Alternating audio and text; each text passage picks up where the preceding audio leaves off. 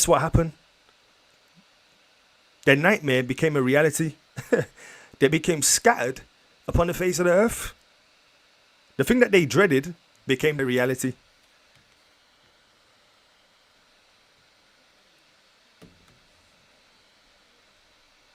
Now, let's get a little bit deeper, if we may. So when you go to the book of Baruch, it gives you a more of an insightful insight into the thing. But I'll probably just skim it. Actually, no, I'll get into it. I'll just read it. And the angel of the Lord took me to the second heaven. We're going to break this down at a future date. All these different elevations to the heavens. Because if you still got a globe in your mindset, you might not even understand what we're talking about. No disrespect. I was there 3 years ago too. I was 5 years ago in Sunday, or 6-7 years ago in Sunday, 8 years ago eating pork. So it's a journey and it's a marathon, not a race. But I'll just say what it says, and it is what it is. And the angel of the Lord took me and led me to the second heaven and showed me there also a door like the first, and said, let us enter through. And we entered, being borne on wings, a distance of about 60 days journey. And he showed me there a plain, and it was full of 4 men whose appearances were like that of dogs, and whose feet were like that of stags. And I asked the angel, and I prayed thee, Lord, say to me, who are these? And he said, these are they who gave the counsel to build the tower. For they whom thou seest drove forth multitudes of both men and women to make bricks. Among them, a woman making bricks was not allowed to be released in the hour of childbirth. So as they're building these bricks, there was a woman, and she wasn't even allowed to give birth during, she wasn't given any maternity leave, any health benefits, anything like that. But brought forth while she was making bricks, and carried her child in her apron, and continued to make bricks. And the Lord appeared to them and confused their speech, when they had built the tower to the height of 463 cubits. Listen to this part now. So yes, it was about the tower and the length and the ambition, but there's also another thing that was interesting. And they took a gimlet. I don't know what a gimlet is. I'm assuming a sharp object.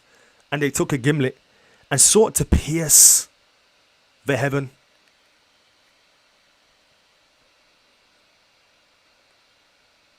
And they took a gimlet and sought to pierce the heaven.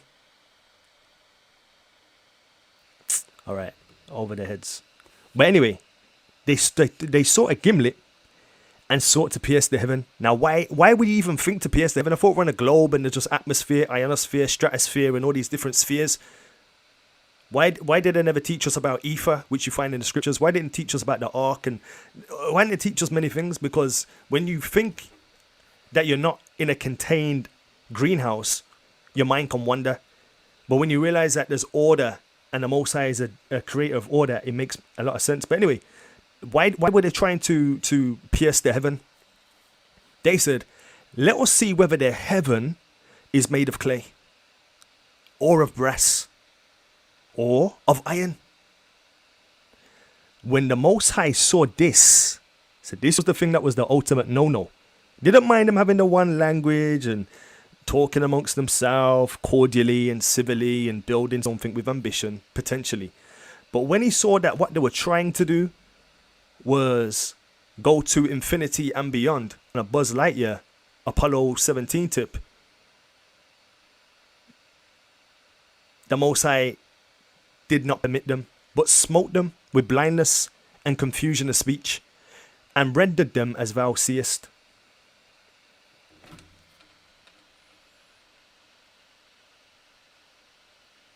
Rendered them as thou seest. Now, if you want to know more about this whole breakdown, I've done a study on it called the Tower of Babel. The Tower of Babel. And I kind of springboard off the legends of the Hindu texts of the Sanskrit and of Hanuman and stuff like that. So if you want to see more of a concise study and breakdown, I know people are looking at dogs and appearances of stags and they're getting triggered because they're like, that don't make no sense. But if you want to hear a more concise breakdown, maybe the moderators can put their link into the story of Babel and whatnot. So in this story, the decree was in this story to unify, exploit people for ambition so they could space travel, so they could go outside of their boundary. They could exist in another terrain. That was the ambition. Space travel, or to get outside the firmament, somewhere, as they say in the Wizard of Oz, over the rainbow.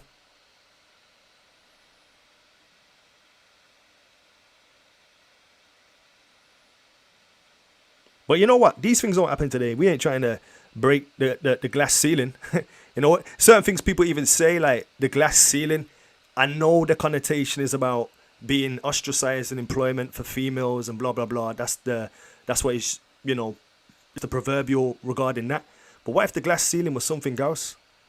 Look up Operation Fishbowl and stuff like that, and yeah, will make a lot more sense. But anyway, let's continue, man. Let's advance.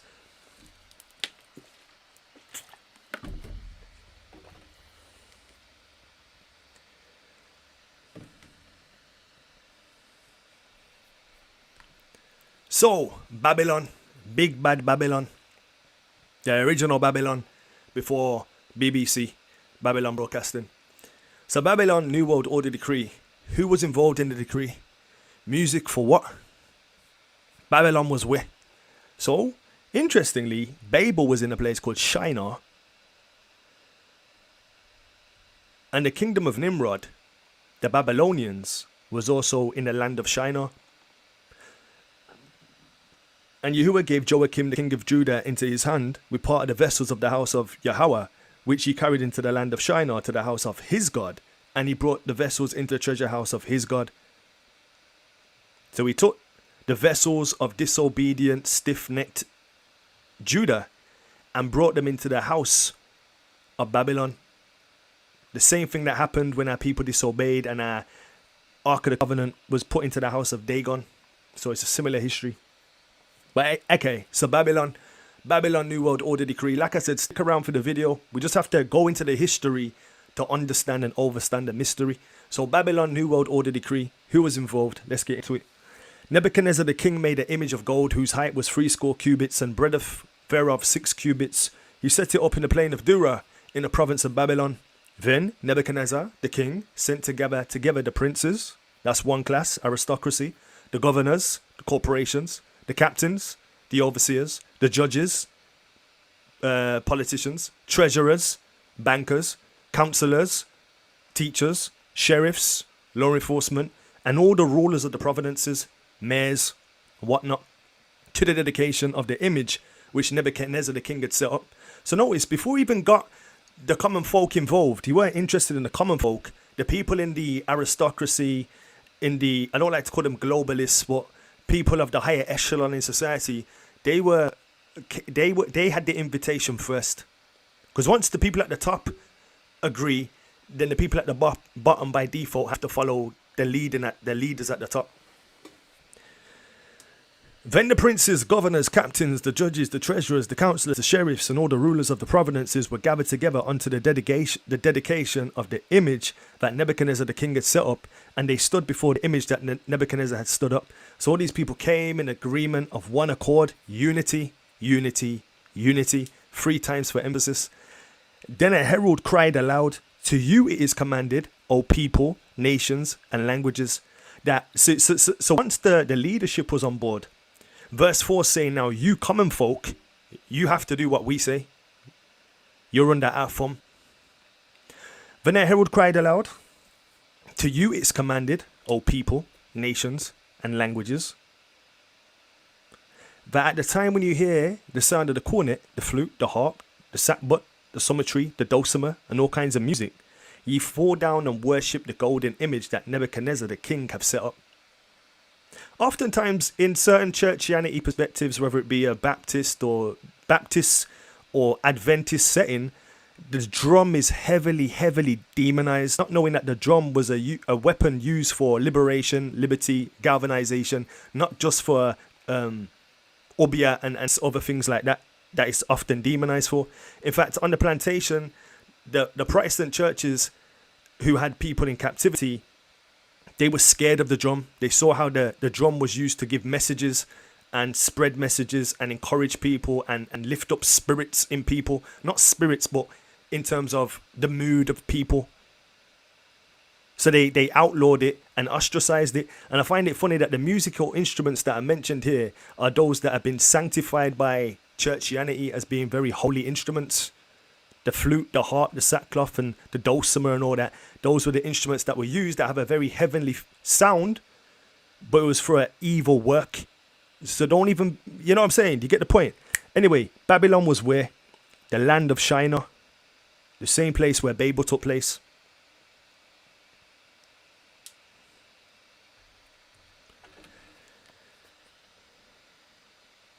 What was the New World Order decree of Babylon or under Nebuchadnezzar? So it says, oh, my question is, who was the enemy of the state?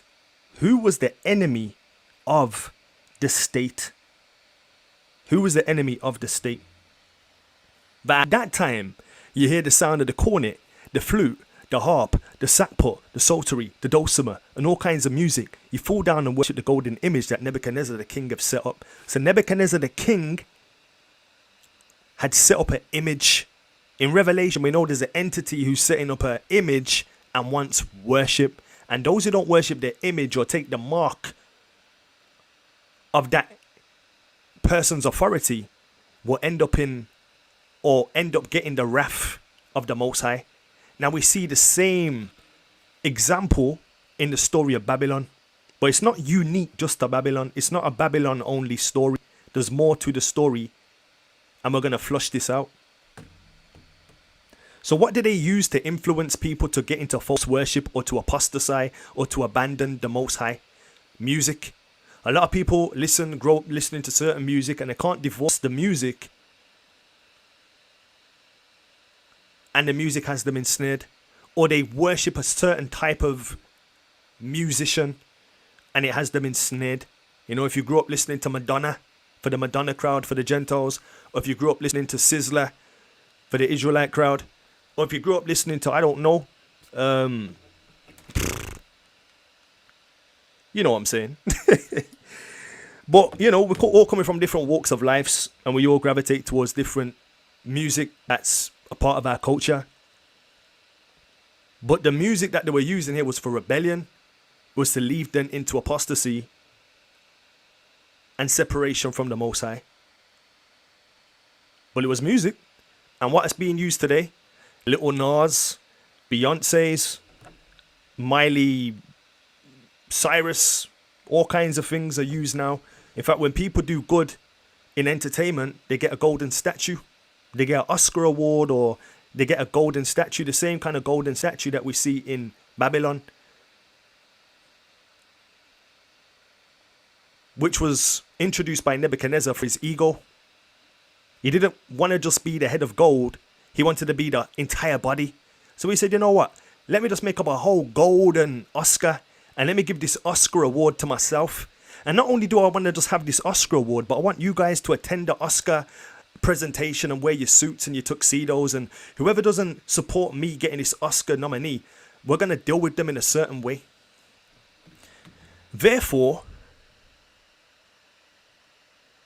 at that time, certain Chaldeans came near and accused the Yehudim.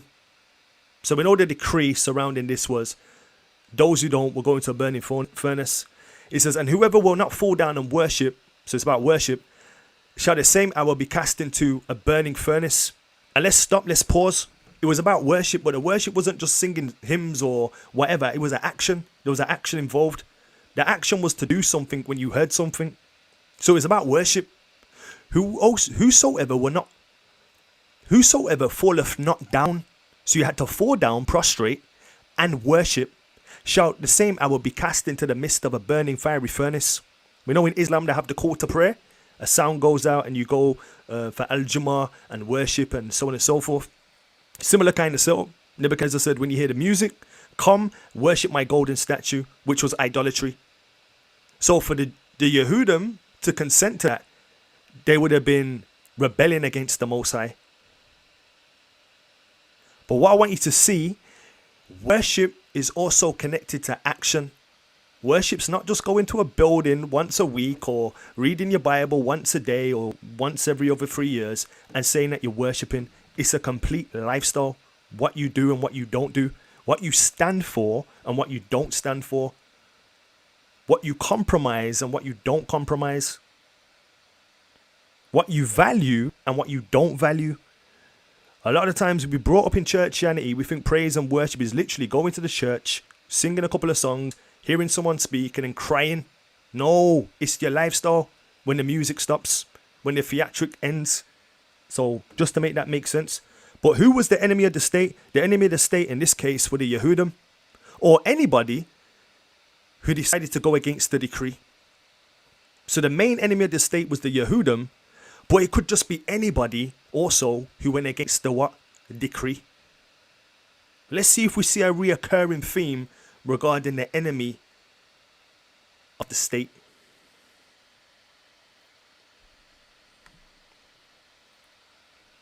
Medes and Persia New World Order Decree. Then said these men, you shall not find any occasion against Daniel, except we find it against him concerning the law of Yahweh. Then these presidents, world like rulers, and princes assembled together to the king. So you had this is the higher echelon, you know. This isn't John the butcher, Paul the tent maker, Rita the singer, Kirsty the cake maker. These are highly influential at the top of the social order. Then these presidents and princes assembled together to the king and said thus unto him, King Darius, live forever. When people do wickedness, oftentimes there's a blandishment involved, you know. There was an evil woman who used to follow Paul and say stuff like, yeah man, these guys are anointed, but behind the scenes she was bad mouthing him and had all this toxicity for him. But in his face she'd be like, yeah man, these guys are anointed by the Most High, blah blah blah. And Paul saw through her charade and through her blandishments and through her falsehood and rebuked her and sent her back to where she came from. These guys come to King Darius and tell him to live forever. All the presidents of the kingdom, the governors and the princes and the counselors and the captains have consulted together to establish a royal statute. So what they're trying to do? A royal statute. And to make a firm decree, that whosoever shall ask a petition of God or man for 30 days, save thee, O king, he shall be cast into the den of lions. Now, O king, establish the decree and sign the writing that it cannot be changed according to the law of the Medes and the Persians, which altereth not. Wherefore King Darius signed the writing and the decree. Now, when Daniel knew, now listen to the reaction of Daniel. We need more Daniels, and we also need more elders. We're going to see another story of a courageous elder.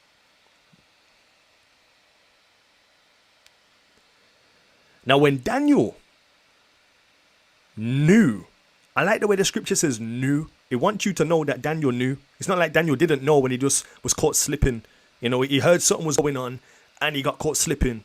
It says when Daniel knew. So Daniel knew there was a death decree. But what did Daniel do? Did he hide? Did he fabricate? Did he character assassinate? Or did he just say, you know what, cha, I'm my own man. I do my own thing. Glory to the Most High. Now when Daniel knew the writing was signed, he went into his house, hid under the blankets, hid under the pillows, bolted the doors, ran for cover, went onto his WhatsApp, sent a message to the group, told them to be afraid. They all prayed in secret. What did Daniel do?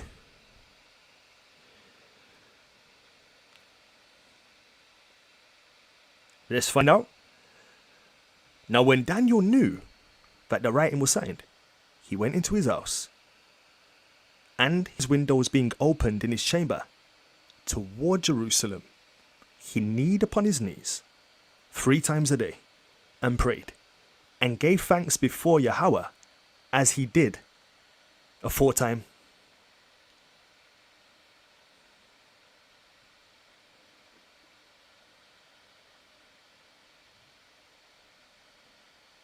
So he knew, but he wasn't scared.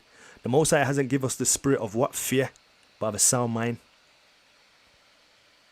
And because of his willingness to even die to self and die to physical nature, we hear about this recorded for our learning and for our ensample, or for our example of how we should be when faced by similar circumstances. Who was the enemy of the state?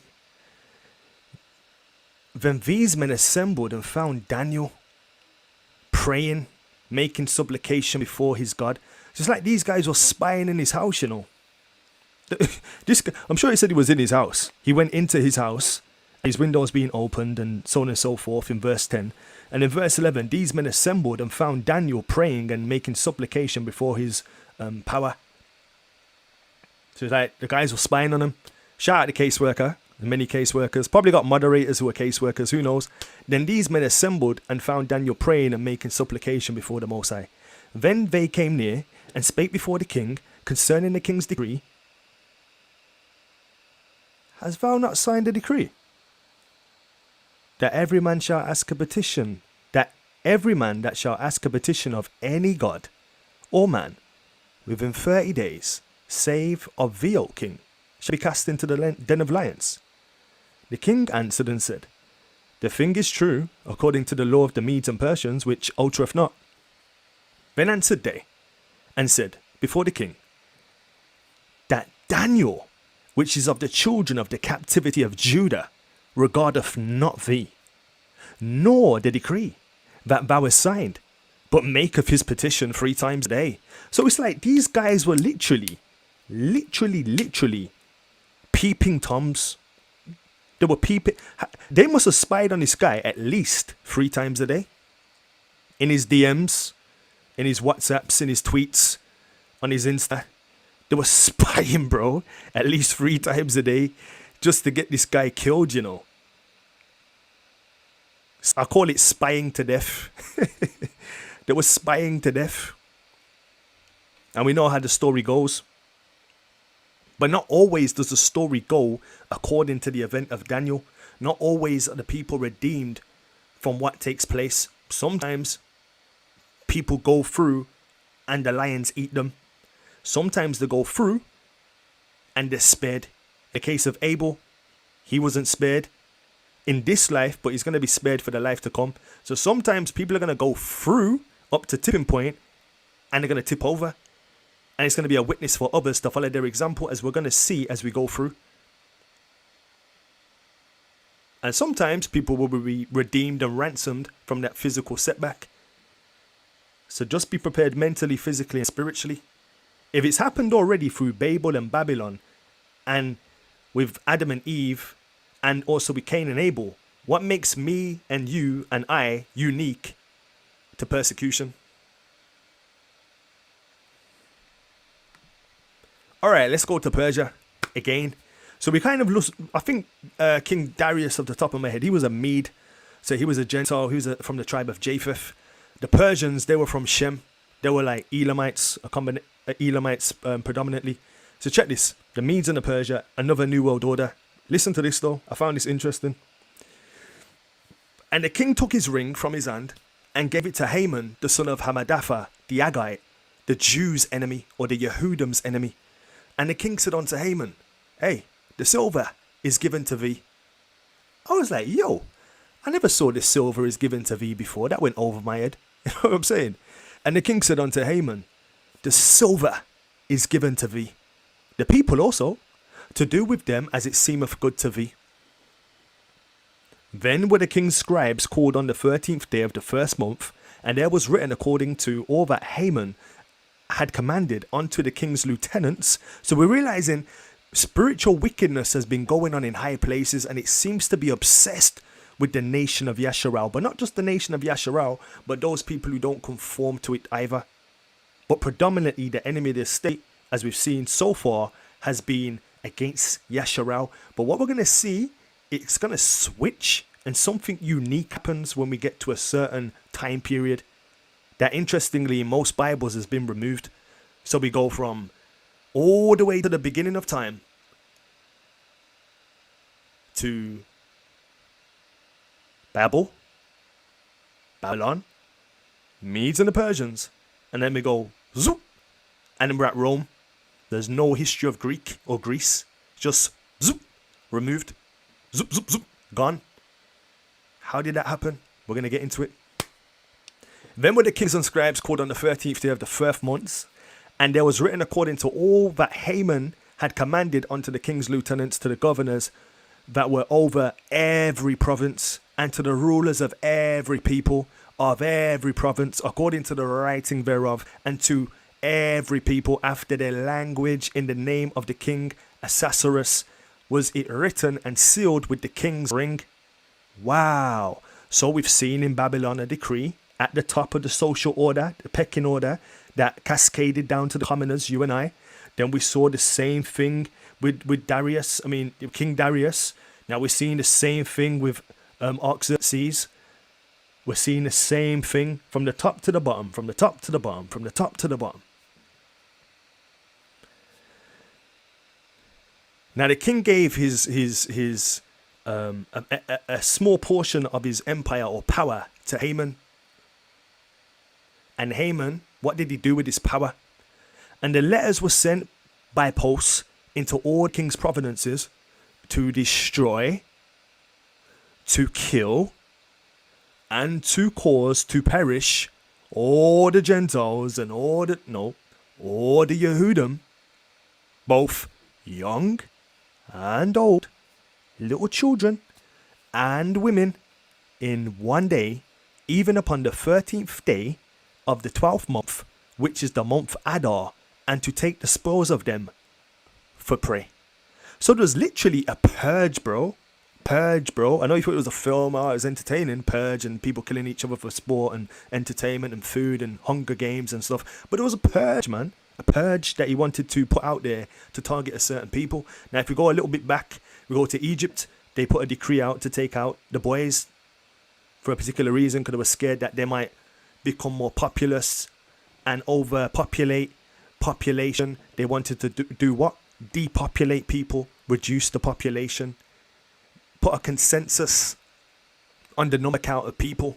The people can't get above this threshold. If they do, we'll put a disease out there, or we'll manufacture a war out there, or we'll do something insidious to maintain the monopoly of the number ratio. Just something to consider and think about, people.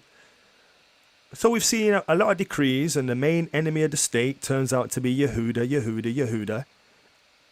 But we're going to see something switch. Something dodgy happens. Something real interesting happens. Like something weird. It's a weird thing. A weird thing happens. But alright, let me just find something very swiftly.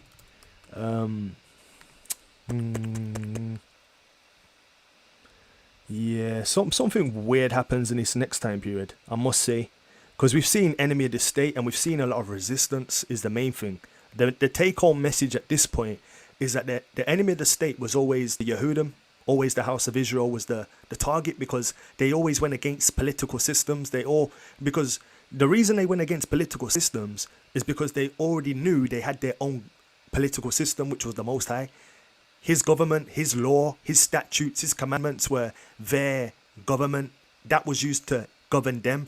So anything outside of the Most High's government, they were rejected, they were skeptical of and rejected, because they already had their government.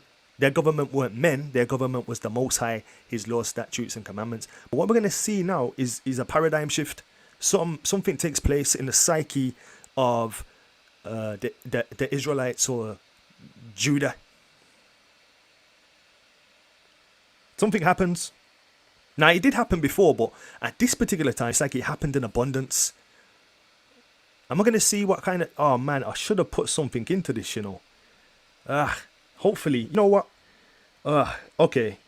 All right. I'm going to see if I can throw it in. It's a bit impromptu, but I just feel pressed to throw it in if I can. Oh, I think I deleted it, you know.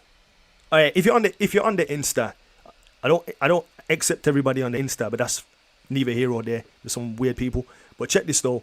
If you're on the Insta and you're fortunate enough to be on the Insta, there's a video I put out the other day of how the missionaries brought football to Africa and to certain places that they colonized, to galvanize and distract and to infiltrate and to separate people from another in the spirit of competition. But if you're on there, you can see that on there. I kind of encourage you to watch that, to understand that even sports can be a bit insidious. So let's continue and let's advance.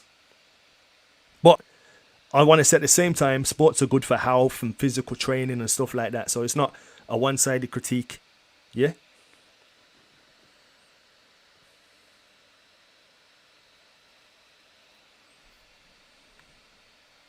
So Something happened very, very weird in this particular time period. And if you're in America, America has a serious problem with this kind of thing going on.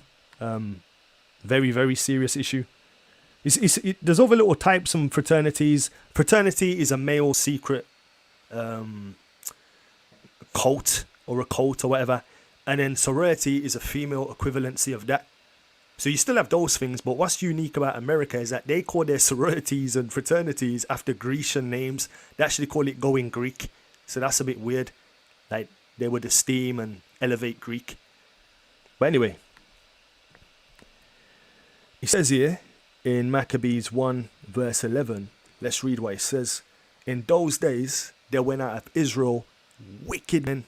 Notice it didn't go out of the Gentile community, the Elamite community, the Hamite community, all these other communities that we like to scapegoat oftentimes to take away accountability of self. But it says that in those days went there out of Israel wicked men. And you know, I like to be politically correct and inclusive. Wicked women too. So,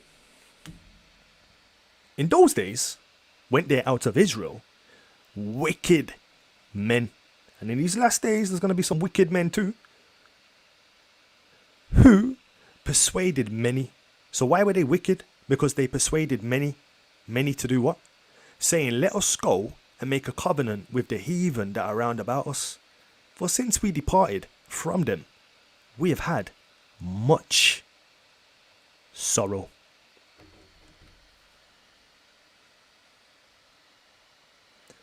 Well, maybe if I just get my passport, life will be easier. You know, get my little passport to say that I'm certified and verified. Maybe life will be easier. You know, maybe if I just don't be so, you know, get caught up on too much truth, just a little bit of truth, delicate truth, you know, life will be a little bit easier to fit in. You know, just keep it smooth and sweet. Don't want to be too controversial, you know, the truth's a bit controversial. Nah, keep it nice and sweet, mate, nice and sweet. You know? So anyway, let's get into this. New World Order decree in Greece.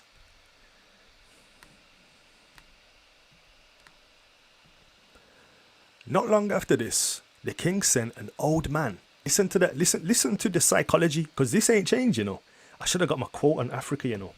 I love my African brothers, you know. But the colonialism that we have over there is gigantic. It begs belief. It begs belief. But I'm trying to find a quote because we need to understand the psychology is a major thing. I found it, so we got it. I read this first before I trigger my brothers and sisters. It says here, we drained Africa for 4.5 centuries. Next, we plundered its raw materials.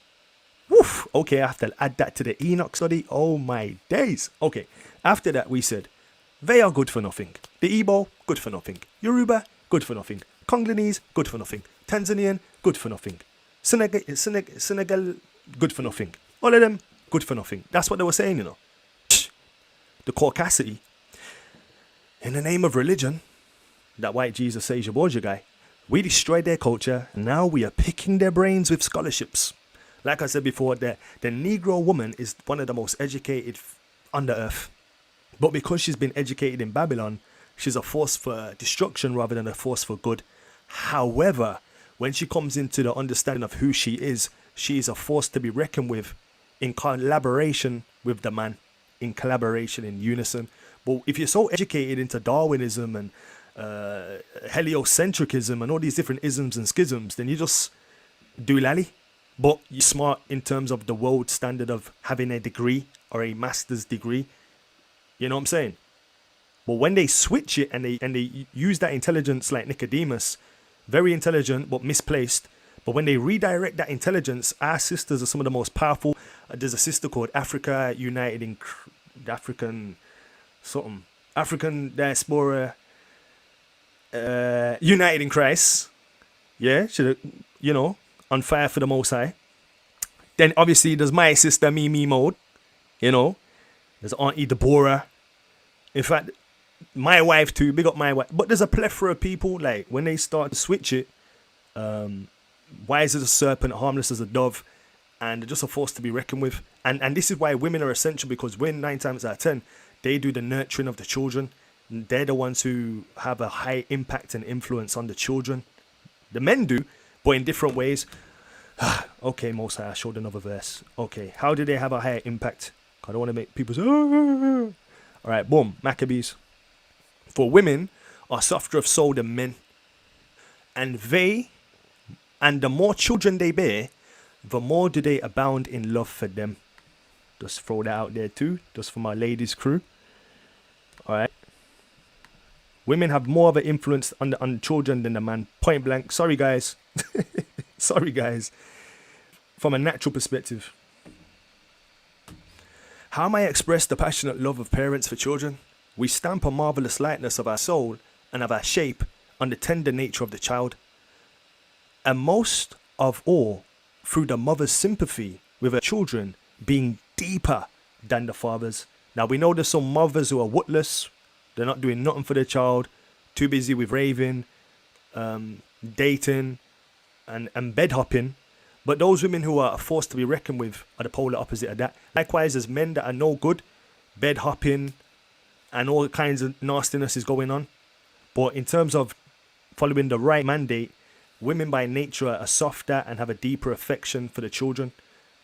But with all this feminization of the man's moving more like the woman, very emotionally enraged and sensitive. I don't know. And the woman's like the opposite, but that's just my opinion, my thoughts. You get me?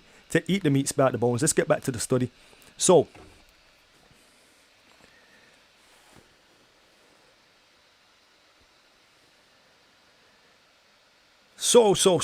let's get back to this, shall we? Now, now listen to the psyche. Listen to the psyche. Oh, you know what? Let's see what Vladimir said. Have I got Vlad? Yeah, man. No, I ain't got Vlad. I deleted it. All right, cool. So Vladimir said something of the same effect. He says, when the African man is educated, he leaves Africa and he gets he gets food from Italy, a car from Germany, a bank in Switzerland, a house in England, and then he goes back to Africa to die or to bury himself. Only Africa's just a burial ground. That's what they say. Very disrespectful. But due to the psychology, yo, bro, I would have to agree. The way the psychology is set up, that's literally what people do. Even with Caribbean people too. We get out of the Caribbean and we get educated, so quote unquote, and then we only go back to the Caribbean to get buried. But yo, let's read.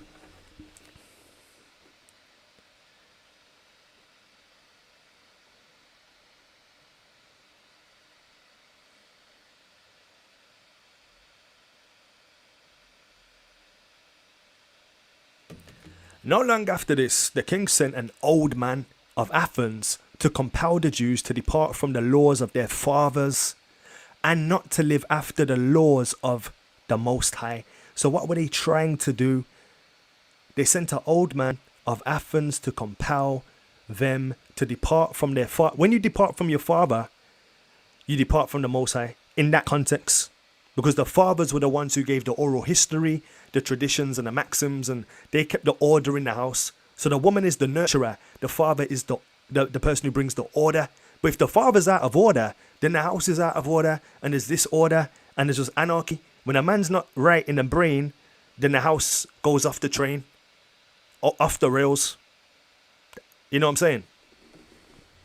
I know houses, very quickly, I know houses where the man's in the house.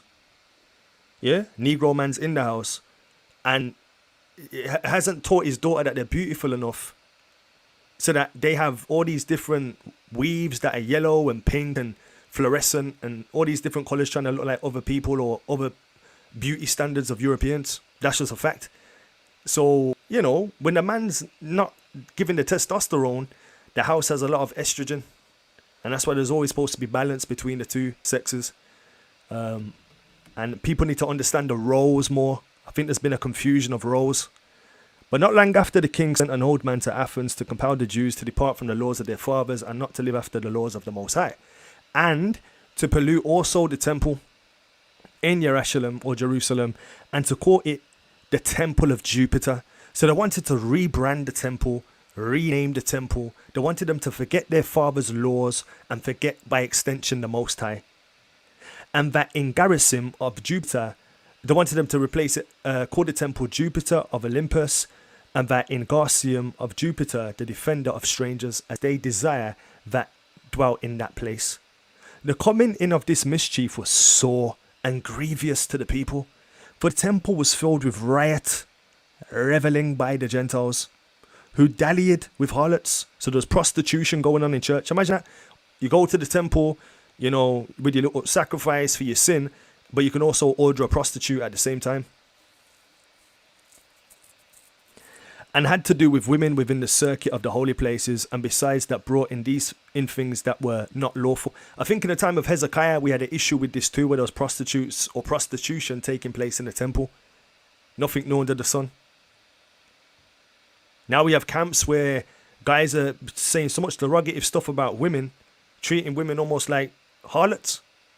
It's crazy. And then women are looking at these guys as if they're some anointed cherub, and going with the narrative and thinking they need to be mentally, physically and emotionally abused or relegated to a harlot for a carnal man's sexual satisfaction.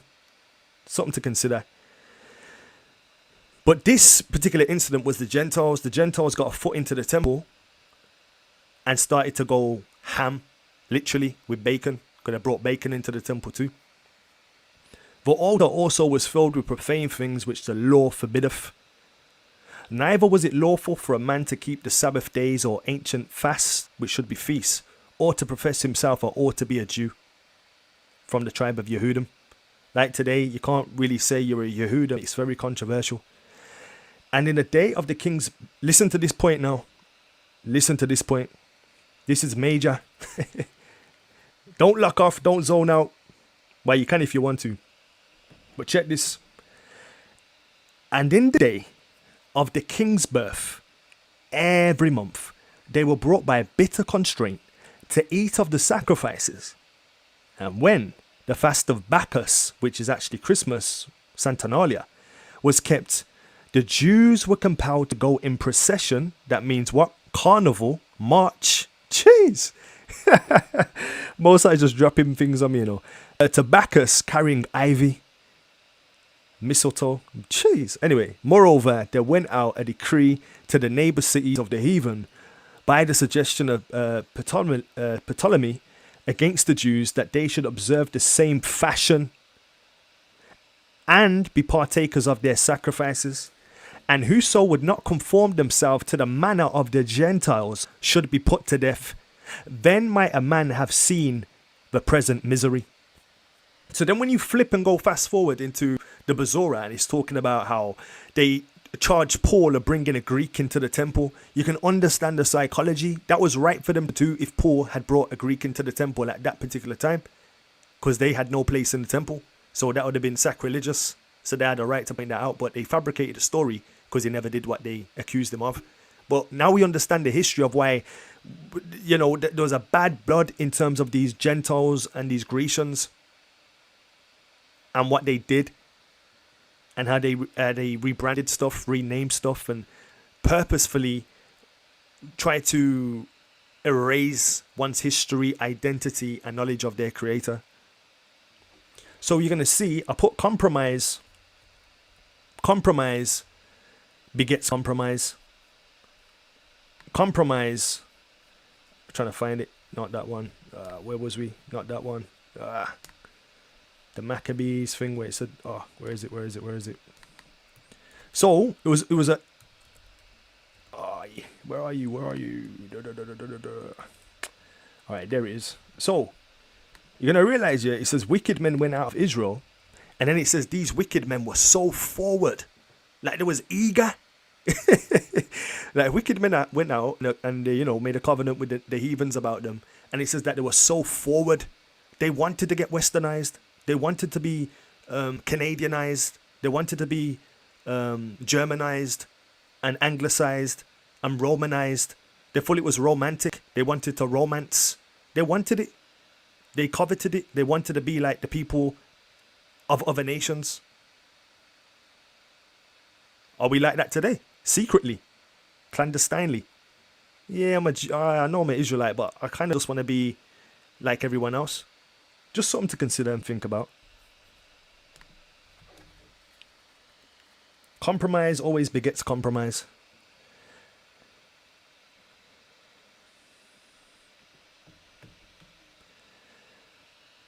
For he built gladly a place of exercise under the tower itself and brought the chief young men under his subjection and made them wear a hat. So because some of these people compromised, it brought the whole nation into ruin.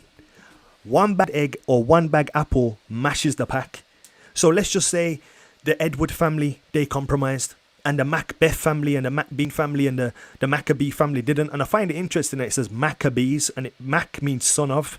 And then you have a lot of our people in Jamaica have MacDonald or Macbeth, and you find out a lot of our people were based in Scotland and the Highlands and had a high presence in Scotland, working for the aristocracy and the royalty in Scotland. Interesting that history's been erased, but you find hallmarks of the Scottish presence in Jamaica too. Stuart Castle, Seville, reminiscent of Spain or Portugal. You see all these hallmarks and waymarks, but you have to kind of know what you're looking for to see it. But anyway, he built gladly a place of exercise. All right. Now, such was the height of Greek fashion. So, you know, I don't want to wear this African fashion or this Israelite fashion on the continent. I want to wear my Prada and my Gucci and my this, that, and the other. And it's funny, you know, my brethren sent me a photo of myself from 8 years ago, and I was wearing polo and I was wearing Gucci, and I just looked like a Walking Dead. Yeah, and I just posted it as a reminder of it's been a long journey, you know, coming from the grime scene, coming from all these different places to like where you're a man and you put foolish things behind. You know what I'm saying? But it's good to have a reminder so that you're not so heavily minded that you know earthly good, you can't relate to people. Now, such was the height of Greek fashions, an increase of heathenism manners or heathenish manners, through the exceeding profaneness of Jason, that they're ungodly rich and no high priest. So a person who was influencing a lot of the apostasy was a high priest. Where have we seen that before, guys? Didn't Aaron get the people them to do something and get them into trouble?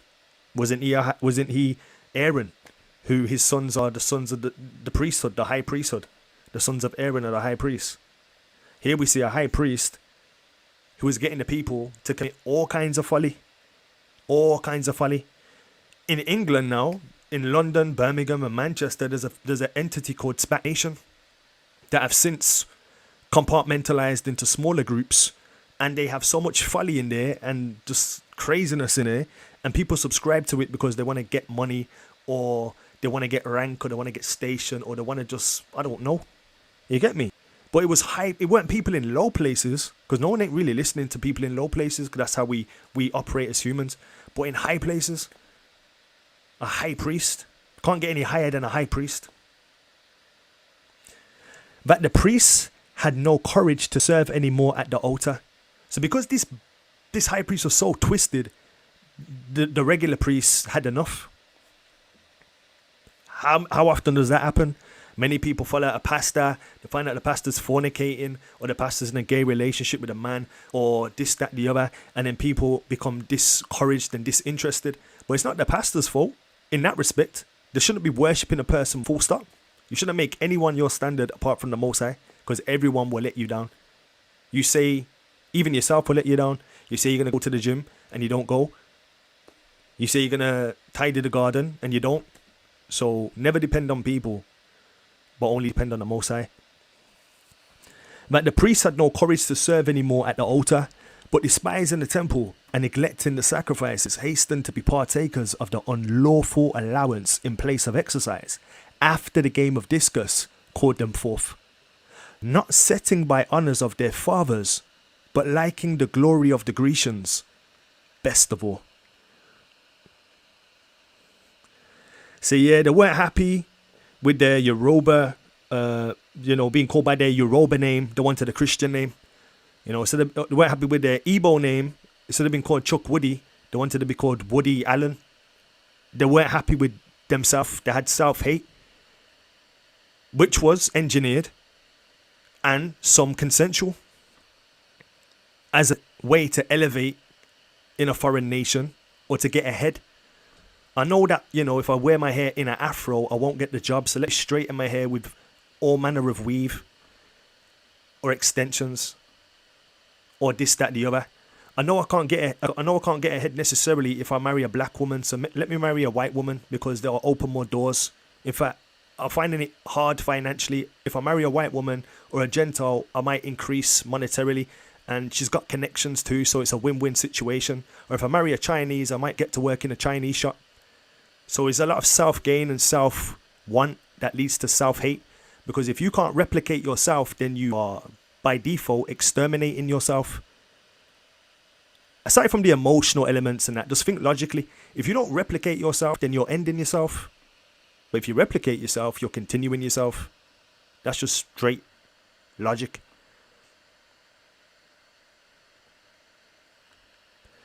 So, it says here in Maccabees, I put the verse incorrectly, so look it up for yourself. It's First Maccabees, I think it's 11. You'll see it anyway. You'll look it up and you'll find it in First Maccabees. Then certain of the people were so forward. So now, like I said, the high priest is compromised. Now the priesthood is compromised. Now the people are like, you know what, chat, if Pastor so-and-so is compromised and Sister so-and-so is compromised and my nan's I'm compromising, so what? So what? Then certain of the people were so forward therein, they went to the king who gave them license to do after the ordinances of the heathen. They got their passport. Yo, Most High. They got their passport ready. And I don't mean the passport with stamps in. I mean, I got their passport ready. Whipped it out straight away. Gotta get my passport. Then certain of the people were so forward therein. Well, Pastor so-and-so did it. And I know they took it. So, you know, why not me? If the Most High hasn't dealt with them instantaneously, then it must mean that the Most High is for it and is not against it. And you start to reason and you start to justify.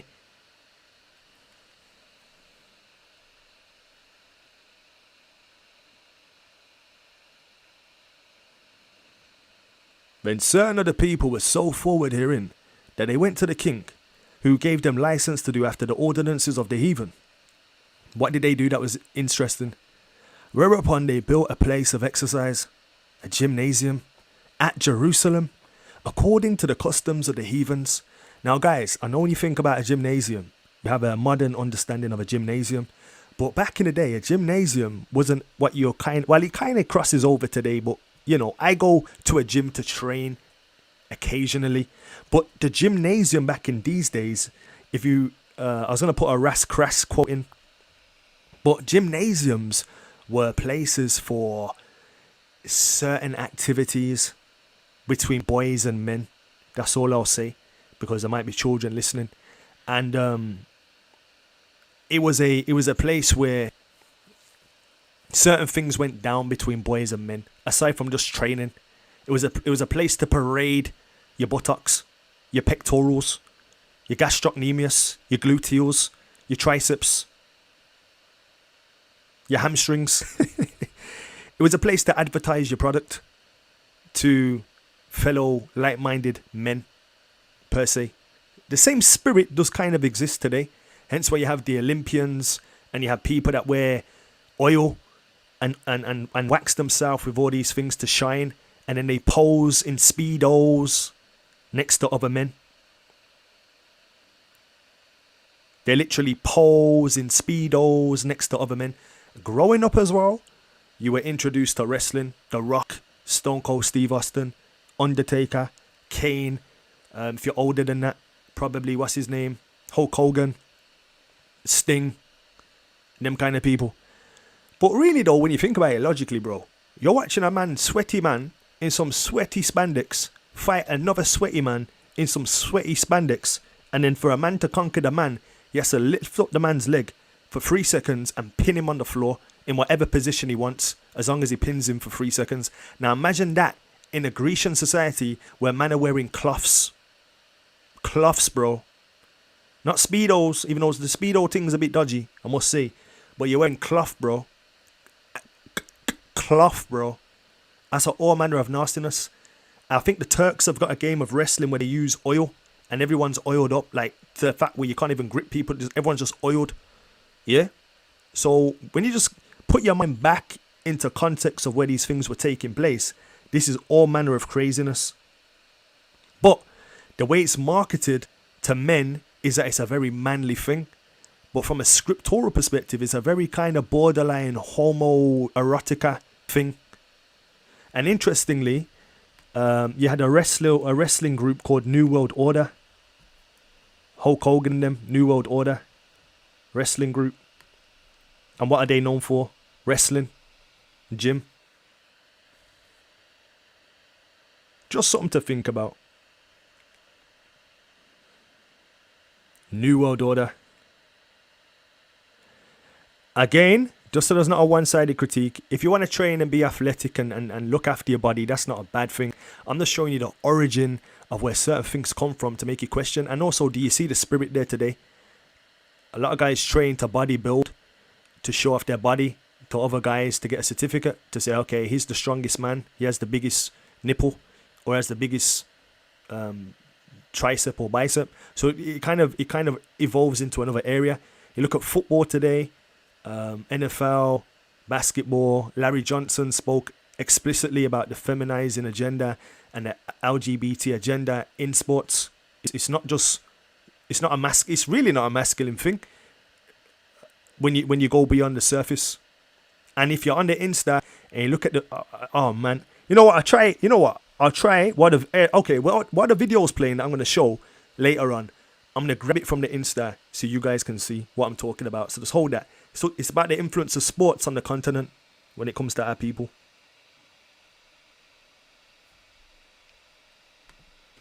Okay, so did we squash this? Yeah, we squashed that. So compromise begets compromise. Compromise at the top reflects those people at the bottom straight away. There's no grey. This is why, don't follow people. Even Paul was smart, Paul says, follow me as I follow the Messiah, because sometimes Paul might be doing something that might be off. So he's saying, follow me as I follow the Messiah. If he's not following the Messiah, and that's Paul, don't follow. And this way he commended the Bereans and said, you guys don't just listen, but you research, you double check, triple check, and see if things are true. So that's a good spirit to have. Let's continue. Okay, so pagan Rome had a decree. Matthiyahu, this is Yahushua talking. But beware of men. See? Think he had insights. But beware of men. Alright, let's be universal. Beware of men and women. But beware of men, mankind, humans, whatever. For they will deliver you up to the councils, and they will scourge you in their synagogues. A lot of the persecution was taking place in churchianity, campianity, chartianity. It was just a mess. And ye shall be brought before governors and kings for my sake, for a testimony against them, your own people, and the Gentiles, the other people. These things have I spoken unto you, that ye should not be offended. They shall put you out of the synagogue. Yea, the time cometh that whosoever killeth you will thinketh that he doeth the Most High a service. Well, they're overpopulating, ain't they? There's too many of them now, like rabbits, taking our resources, taking our, taking our smartphones away with their pollutants. They will think that they're doing somebody a service.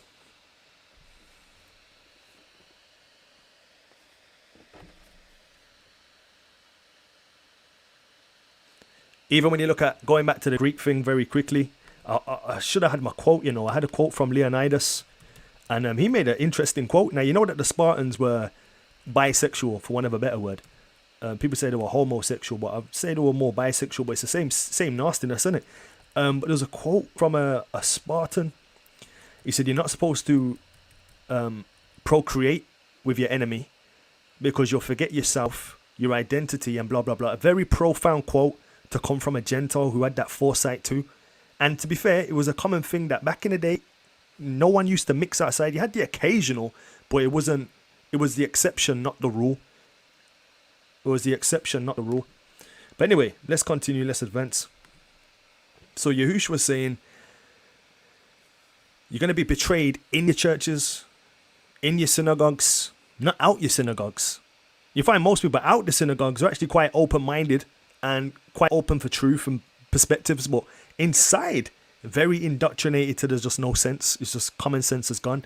You know, for example, you know, and everyone is bringing a certain relic of truth. So, for example, the Adventists might bring the health message, and Mormons have a health message, and I don't know, Jehovah's Witness at one time brought the name Jehovah to say that's the Most High's authentic name, which we know it's not. So everyone's coming with a snippet of something to make it be a unique selling point. But when you leave these places, you're enemy of the state, numero uno. When you leave the Pentecostal vibe, public enemy, numero uno. So it's not outside where the persecution happens, because the other nations ain't really bothered like that too tough. But it's inside where the internal strife takes place. Yahushua had a lot of eternal strife, not from outside. They were saying Hosanna, but inside, under the banner of his own nation.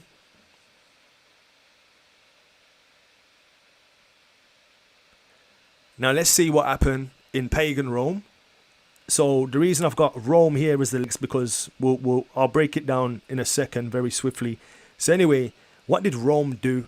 Acts 12 verse 1. We know they killed the Messiah too, through the influence of some people from the nation in the higher echelon, the high priest again. High priest.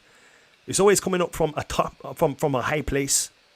You always see this apostasy spirit from a high place, and in fact, it impacts those beneath, even though those beneath say, no, it doesn't, it's just them. No, you're all impacted too. For example, if you pay tithes and money into the Adventist church who have abortion centers, that's you committing abortion too, in a sense, because you're part of that system that's doing that. They have hospitals to help people, but abortion centers to take away life. That's just one example. We could use many examples of other different denominations and sects. Acts 12 verse 1. Now about that time, Herod the king stretched forth his hands to vex certain of the church. Now that word church is not what you're thinking, because church means circus or Circe. But what the word church means is a popular meeting. It actually means a calling out of just being called out. That's why it says, come out of Babylon, my people. Come out of these fake meetings. So calling out, and it's a popular meeting, especially in a religious congregation, community of members on earth or saints in heaven above, or both, assembly above and beneath. Ecclesia, a popular meeting. So now about that time, Herod the king stretched out his hand to vex certain of the popular meeting or of the congregation or of the ecclesia, and he killed James, the brother of John, with the sword. And because he saw it pleased the Yehudim, he proceeded further to take Peter also. Then were the days of unleavened bread. So these guys were keeping the feast days and very protective of the feast days, had it on smash. But there was still a mess like Kevin Nash. So what's the point? So this is pagan Rome, and what pagan Rome was doing. The pagan Rome is the time of the Caesars or the Tsars. The Caesars, the Tsars. I got a funny quote, hopefully I've got it in here still. I don't know, I think I might have deleted it. I delete a lot of things sometimes, Oh man, alright, let me see if I can find it.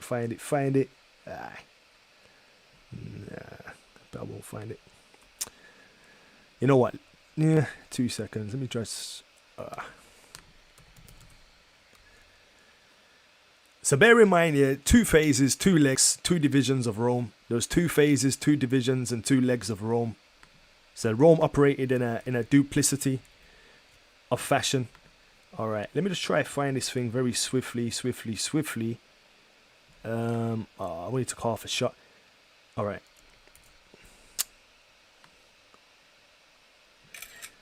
Alright, I was waiting for it to load and I'll throw it in.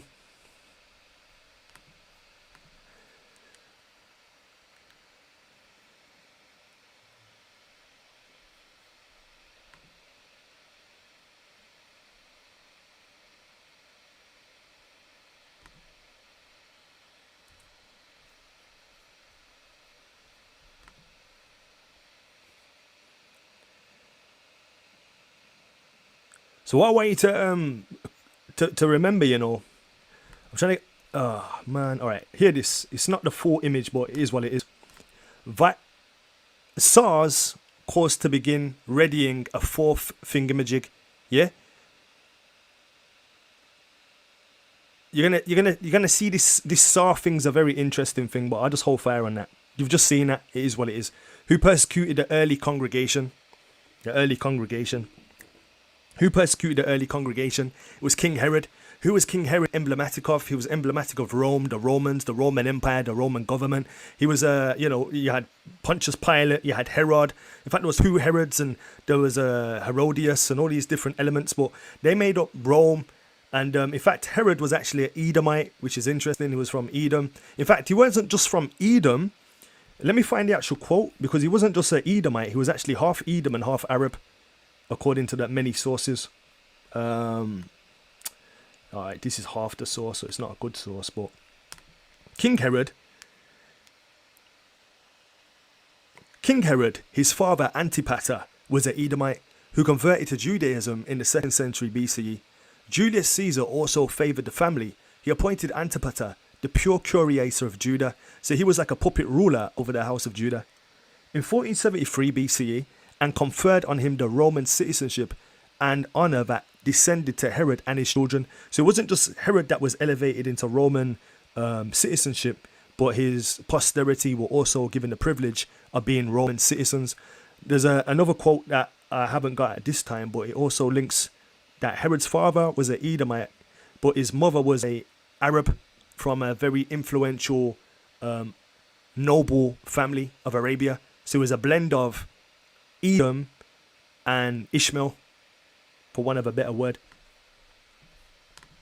So anyway, that's a bit of that. So we've seen the Roman their decree.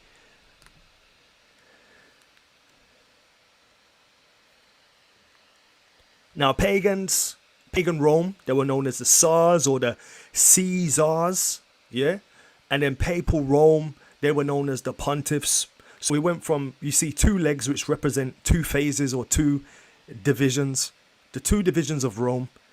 So you had pagan Rome, which was a persecutor, and then you had papal Rome. But papal Rome was also a persecutor too, but it decorated itself as church.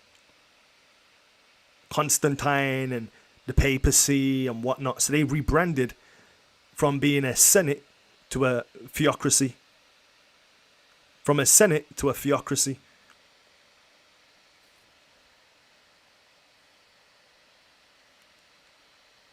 Now, what I found interesting while just being crazy and just, looking into something, I was like, you know what? I like looking at names and meanings. I think a lot of the times we don't look into names and meanings. Like, a lot of things are hidden in plain sight. Like, literally, just there. So I was like, okay, if Roth was Germanic or Slavonic for red, or Rot or Roth is Germanic, Slavonic for red. I was like, okay, then you have the Rothschild. I was thinking, Rothschild. So that means, I'm just thinking logically, red children. And then I was like, okay, these red children just so happen to have a monopoly on the world financial sector. And it's a bloodline which goes all the way back to the Roman overlords and aristocracy. Then I said, you know what, stop it. I'm just going to stop thinking out loud. Because I connected a few dots just based on that. But it's not just the Rothschilds. There's other plantocracy banksters that are also a part of the family of 10 that have high stakes in places, So that was just interesting. It's not just the Rothschild. They're one of 10 or one of 15 families who have a lot of worldwide influence.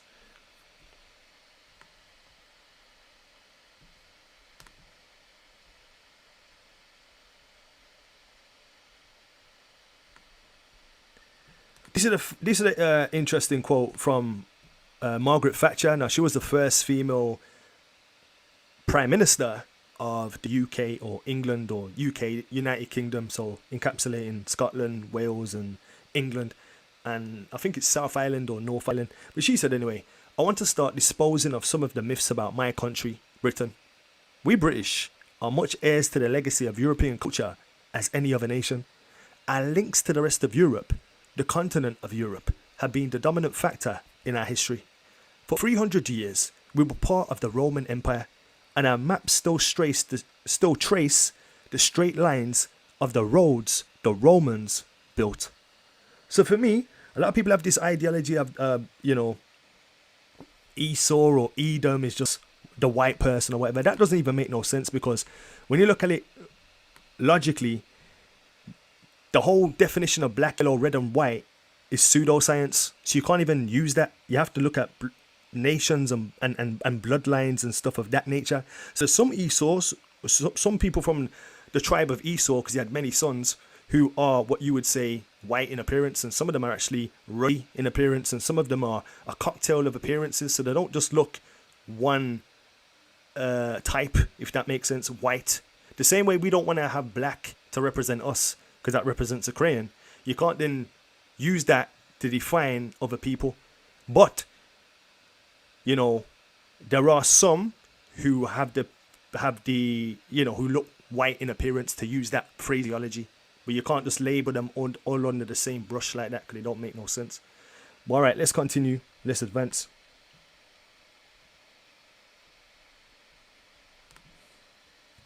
Now, where are we today? So we've gone through, let's just do a little brief summary. We've went to pagan Rome, papal Rome. Now, we know about papal Rome persecuting people for a long time. There's a lot of people being persecuted. Many Gentile nations were persecuted by the Pope, and many people lost hope at the hands of the Pope. And many people were killed at the hands of the Caesars. So we know that was taking place. We know about the Greeks and the compromises that happened there. So the Greek Empire. We know about the Persians and the decrees there, and the Medes and the Persians, and Babylon and Babel. All right, so we've gone through a lot of history, and we've looked at the spirit behind these nations and how, they introduce laws that go at variance of the Most High. And the public enemy number one are the people who are on the same team as the Most High, especially his nation of people who he separated for himself. So if the enemy can't get to the Most High, which he's been trying to do for a long time, but if he can't get to him physically, spiritually, mentally, he can get to him, or he thinks he can get to him through his people. That's why his people are always targeted numero uno. But sometimes his own people turn their back on him and don't want him anyway, and they'd rather be a Westerner, a Grecian, Hellenized, Westernized, and that's that.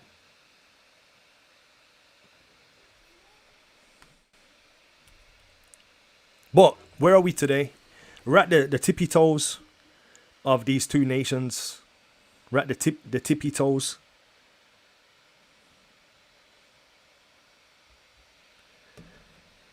So you go from the head of gold, Babylon, shoulders or the arms, which is Medes and the Persians, and then you go to the brass or bronze, which is Greece, and then you go to the iron legs, the iron Rome.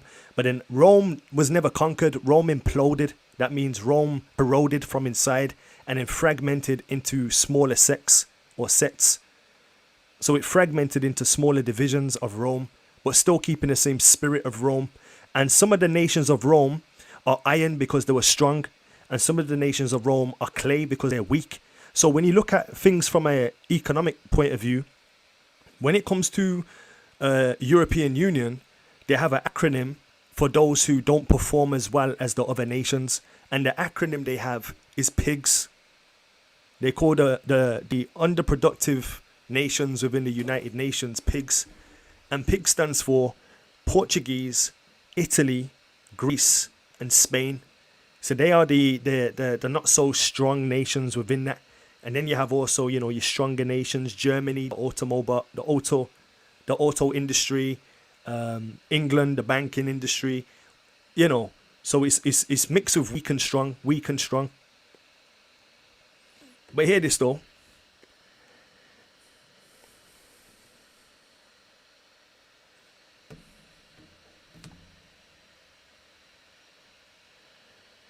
And the third angel followed them, saying with a loud voice, if any man worship the beast and his image, and receive his mark in his forehead or in his hand, the same shall drink of the wine of the wrath of God, which is poured out without mixture into the cup of his indignation, and he shall be tormented with fire and brimstone in the presence of the holy angels and in the presence of the Lamb. So when the kingdom of heaven returns to this terrain, if you have this particular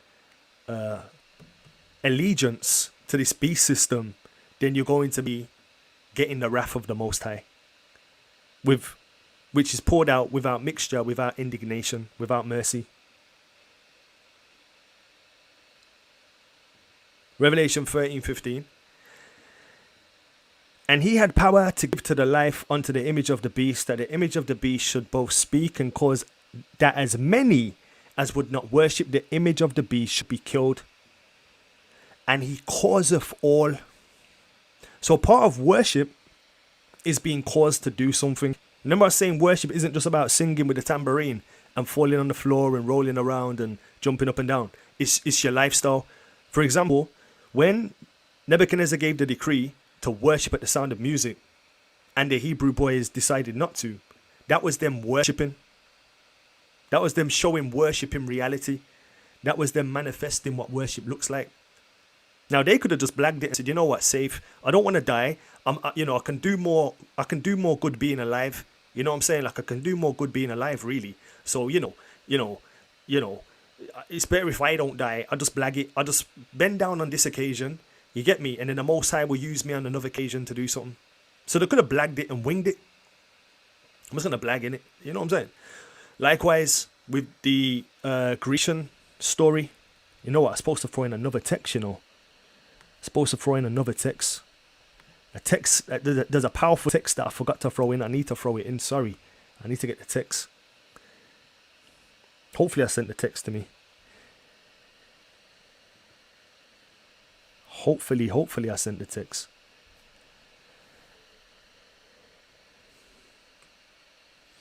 Because I've kind of gave a one-sided critique, like in Greece, everyone was just compromising, but not everyone was compromising. But just because they didn't compromise doesn't mean that they was welcomed into society. They was actually demonized and all kinds of stuff happened towards them. Hopefully, I find this scripture, man. It's powerful. Powerful. All right, let's go back to the Greeks 1 second. Because this scripture is very, very, very powerful. If I can find it. You know what? Can't find it. I can find it, but it's just taking long. So I'll just paraphrase what happened. So anyway, there's an old gentleman, and he could have compromised with the Greeks' request, and had redemption from persecution and torture. And he said, you know what? Nah, can't do it. I'm too old. I just ain't built like that. I'm too masculine, like just to fold like that. Too much integrity. So he did the opposite of the request, and he lost his life. And it says in the scriptures that it was recorded to encourage the younger people to follow in his lead, so that they were without excuse. Because him being an old man and doing that, they could say, oh wow, brother so-and-so, or elder so-and-so, or pastor so-and-so, and then everyone's got an excuse to be rebellious because that person failed to love the Most High with all his heart and soul. And sometimes that love can be meaning that it's going to cost your life. So he went through and stood and, stayed faithful unto death. And it was a witness for the young, oh man, I need to find it. Anyway, it was a witness for the people that were there watching the spectacle to have courage and to be courageous unto death also. So that's an interesting thing. So when everyone that was compromising, it was mainly a good portion of the nation and a part of the priesthood, but there was many common people who weren't willing to compromise, and they were faithful unto death. And it was a witness to encourage other people to stay faithful too. So it is what it is. If I find it, I'll put it on the community wall. It's just taking long to load, and I wanted to throw it on here so you could see. All right, so let's get to where we are today. Go back up.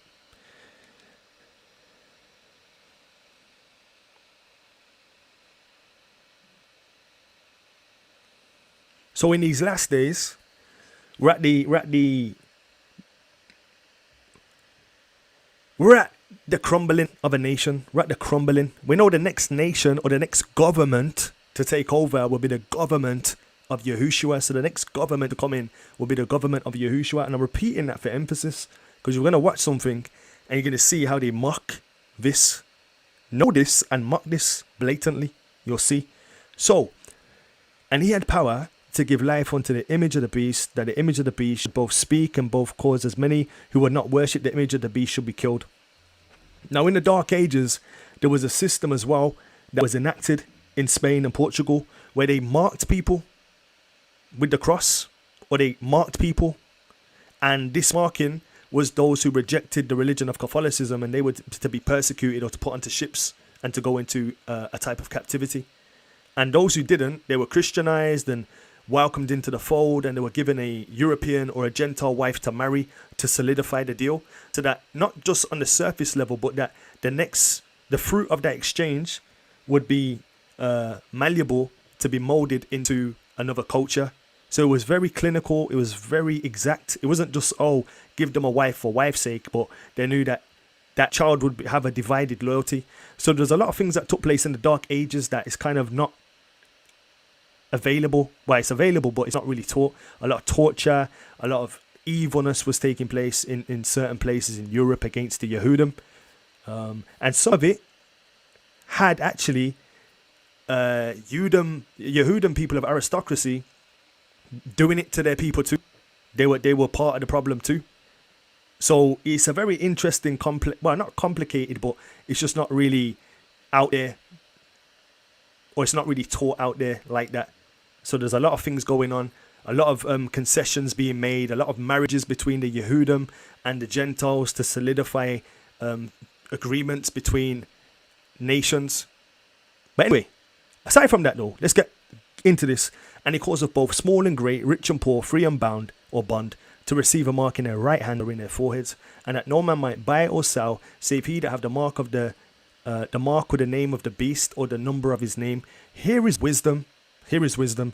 Let him that have understanding count the number of the beast, for it is the number of a man, and his number is 666.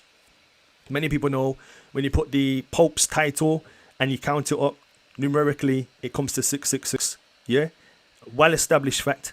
Now, who sits at the head of the European Union? I'll give you a clue. It's not Donald Trump. It's not Joe Biden. It's not Kamala Harris. It's not Angela Merkel. It's not Boris Johnson. It's not Macron. It's not all these other guys. Who sits at the center, at the epicenter? Who sits at the nucleus? Who is the Don Gordon of the UN or the EU or of all of this stuff? Who sits at the center? Who is the harbinger of peace and unity? In fact, Donald Trump, interestingly, made an accusation or made a slander towards the Pope. And I was like, yo, is that how Donald Trump's going on? And then literally within a week, he had to apologize like that. He was like, oh, I'm sorry, blah, blah, blah. So I know America is a force to be reckoned with militarily. Yeah. So is a British bulldog. It's a very ferocious animal. But what's more ferocious is the person who has the dog on the lead. So it's not just the dog. The dog's just a dog. But whoever has that dog on the lead, under control, that's more of a problem than the actual dog. Because that person who's got the dog on the lead is able to influence the dog, if that makes sense. So, a part of worship isn't just going to a building, like I said, singing, dancing, the Hey Macarena, crying, snot, bogey, tissue on standby. That's not it. Yeah? Worship is your lifestyle. What do you do in the, what is that saying? It says, character is what the Most High sees and reputation is what everyone else sees. So it's what happens behind the closed doors. Are you just an Israelite, an awakened Israelite for Israelite's sake? Or are you a born-again Israelite? Are you a super Gentile? Or are you a super Israelite, just arrogant and obnoxious? You don't want to accept, from a super Christian perspective, you don't want to accept that the Messiah is melanated and looks phenotypically like a Negro. You don't want to erase that image because you want to self-worship yourself and a false image. Are you a super brew where you think that you're so special that the Most High can't make things out of stone to replace you, like John the Baptist said to the people? So it's one of them ones. So we're going to watch a video at this point, because it says here that as many would not worship the image or the beast, so the image or the beast should be killed, and it causeth all. So part of this worship is being caused to do something. The same way with the worship in Nebuchadnezzar, they were forced to do something as an outward sign of obedience to the beast or to Nebuchadnezzar's false worship system. So it wasn't just an internal thing, but it was an external thing to show that you were initiated into the fold. Now, many people, very good people, are still in churchianity, you know. They're still in campianity. They're still in all these places. They haven't been called out yet. They're still there for a purpose, for a time, for a season. So don't lose sleep and don't lose peace because people are not where you are. People are not where you are today. As Uncle Malcolm X said, there's a time when you didn't know what you know now. So always remember where you're coming from. Always remember the journey you've been on and how long it took you to even accept Sabbath or to stop eating pork or this, that, and the other. And this is where I respect people as well, because for a millennia, we've been told that we are Gentiles, and as Gentiles, there was no governance to say you can't marry outside a Gentile. Then there's a paradigm shift when you realize we're not Gentiles, we're Israelites, and we're not supposed to marry outside of our nation. Now, some people have already made compromises unknowingly, and that's not their fault. It's ignorance. They didn't know any better, so they did what they did, and they have done what they've done. So they can't be charged with that. But what is an issue is when they make excuses now going forward, or they use a exception and not the rule to make a case study for disobedience. It's better off you just say, you know what, I didn't know, now I know, I'm going to make sure that my son or my daughter stay within the fold, or I'm just going to be rebellious, and because, I'm just going to be rebellious for rebellious sake.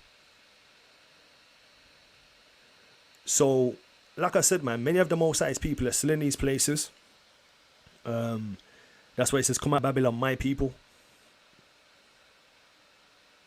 So it's not for us to lose peace over people where they are. Just leave it, give it to the Most High. The Most High wants to save them more than you. In fact, you probably just want to save them to not feel lonely or not feel in need or not feel in want. But the Most High just wants to save them because he wants to save them. So just give it to him. But also just remember the Most High don't force or rape or coerce people. So they'll have a choice, and it's a choice they have to make. Now, looking at this image in front of you, if you're coming from an Adventist perspective, the boogeyman, the ultimate boogeyman, is the Jesuits and the papacy. The ultimate boogeyman. Yeah, which is fine. Understandably, they are correct to a degree and an extent. Then, if you're coming from an Islamic perspective, the ultimate boogeyman is the Christians, the Crusaders. They're the ultimate boogeyman. Yeah, the Crusaders, evil, wicked. Now, if you're just coming from a thus saith the Lord perspective and you're looking at Revelation analytically, separating emotion, there's two people or three entities especially that are singled out. Mystery Babylon and its daughters, which is churchianity, and the mother of all of them, hence why we have Mothering Sunday, is Catholicism. It's the mother church. It even refers to itself as the mother church. So if you're a mother church, you have daughters. And a lot of reformers came out of Catholicism. So Catholicism is the mother of churchianity, which is a religion and a state. It's state and religion. Go figure. So that's those guys. But an element that Adventists don't concentrate on because they're already compromised unknowingly, is that they don't focus on the SOS.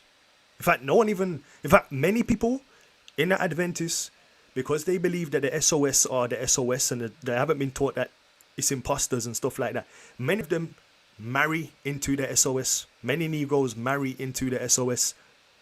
And in Adventism, the spirit of interracialism between Israel is rife. But how about, even if they was to read their Ellen White prophet, she's telling them not to mix. Ellen White, I remember showing it to one of my brethren in the church, and he was like, nah, the people are not ready for this. But yet they'll serve them all these other doctrines and say they're ready for this, but they're not ready for this. So that was interesting. And then I was like, that's interesting. So just appreciate where people are coming on their walks, but also understand that if you're in a compromised state, don't go and embellish the compromise and say it's okay because this, that, the other. Especially when you know better. Don't repeat when you know better. That's all I would want to say to those people. You know, when you know better, you do better. And it's a principle of good, better, and best. And the Most High wants us to give our best. Like in the example of Cain and Abel. Abel gave his least and thought the Most High would be happy. No, Abel gave his best. Cain gave his least and thought the Most High would be happy. And Abel gave his best and the Most High was happy. Similar to the woman who was poor and she gave all her money. And the rich people just gave, £1 million, but she gave a penny. And that's all she had in the bank. So just appreciate where people are coming from. So in this thing called churchianity, a lot of the emphasis is generally, actually, you know what, churchianity in general, as churchianity goes, they don't even talk about the papacy. The only people that talk about the papacy, really, if I'm being honest, is the Adventist church. Really. I don't even see Campianity talk about the papacy, which is a red flag. Which indicates to me that most of these camps are probably Jesuits. How's about that? We know some of them are CIA, GOCC. But aside from that, and I don't mean the people in GOCC, I mean the leadership, 100%, without a shadow of a doubt, lying on people. That's another story for another day. But I don't see the camps really highlighting the impact of the papacy. I just hear them talk about Edom or Esau, which is a blanket statement. And then they just profile people erroneously to a blanket statement, and the whole theology is just dedicated to hating Esau, who they don't really define, and who they have in their camps sometimes. So that's off. But the only people that genuinely did see blaze fire on the papacy was the Adventist church. However, the Adventist church, they don't blaze fire on SOS because many of the people who run the Adventist church are SOS. Your Doug Batchelor, SOS. Stephen Bohr, undercover SOS. Ted Wilson, potential SOS. A lot of these guys nationally are coming from Eastern Rome or Eastern Rome, So they're coming from these land masses of Khazar. But they don't talk on it. And they're in bed with the UN and the EU. Don't talk on it. You find a lot of these people are Freemasons. That's why they don't talk on it. Freemasons is the support of the SOS as a nation. So that for me, when I started making that connection by the Most High's grace, I was like, nah, these are just sleeper cells. Sleeper cells. From when you're not calling out, you can't call out them. You're already compromised. All Freemasonry goes back to SOS. It was an institution of SOS. So when you realize William Miller was a SOS, was a Mason, Ellen White had affiliations to Masons, and even her inner circle had Mason connections. And then when Masonry became unpopular, they tried to disassociate from Freemasonry and come up with a story that angel showed her a Freemason sign and blah blah blah la da da. Some blatant fabrication. But it's not just her. Joseph Smith of the Mormons, same guy, Masons. Jehovah's Witness, Masons. In fact, Straight Like That sent me a book I haven't read yet, showing the Zionist connections in Jehovah's Witnesses. So, it's gonna hurt people to know the truth, but ultimately it will set you free, man. It will set you free. So, don't be scared. And this is the thing, when you start worshipping a man, and when I say man, I mean a denomination, a creation. You're worshipping philosophy. You're worshipping knowledge. You're worshipping an institution. Don't worship an institution. Put it like this. I was saying this to my wife before I played the video. I was saying this to my wife. I was saying, look, if you go to a church that has 100 people, 100 people at different levels in their understanding and reasoning, you have to wait for a good portion of that 100 to catch up before you can read and da-da-da-da-da. That's why the scripture says study to show yourself approved. If you're lagging or waiting or spearheading or trailblazing behind 100 people, that don't even make no sense. You wouldn't do that in the real world either. You wouldn't go to a job and wait behind or you would study to show yourself approved and share. That's why you have to study to show yourself. You're not waiting for Pastor so-and-so to catch up, or Sister so-and-so to catch up, or for TCA to catch up, or Issachar, or Watchman Reports, or, study to show you have your own due diligence to do, your own study. You know what I'm trying to say? Don't let anyone, tell you where you should be and where you shouldn't be as it relates to your own study. And this is where a lot of people go wrong, because we leave churchianity and we want a replacement, and we want a churchianity point two.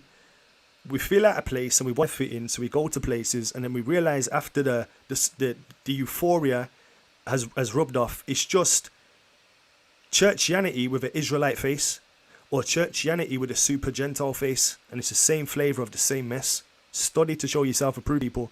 Now back to this. In this image, this collage is interesting. You see the Pope sitting beneath a sculpture of a hybridized person that you could say is reptilian and / human. Now, why is our Holy Father, the benevolent Father, the Father of fathers, sitting underneath a serpent? That's suspect, and he's dressed in white. Now, I told you that.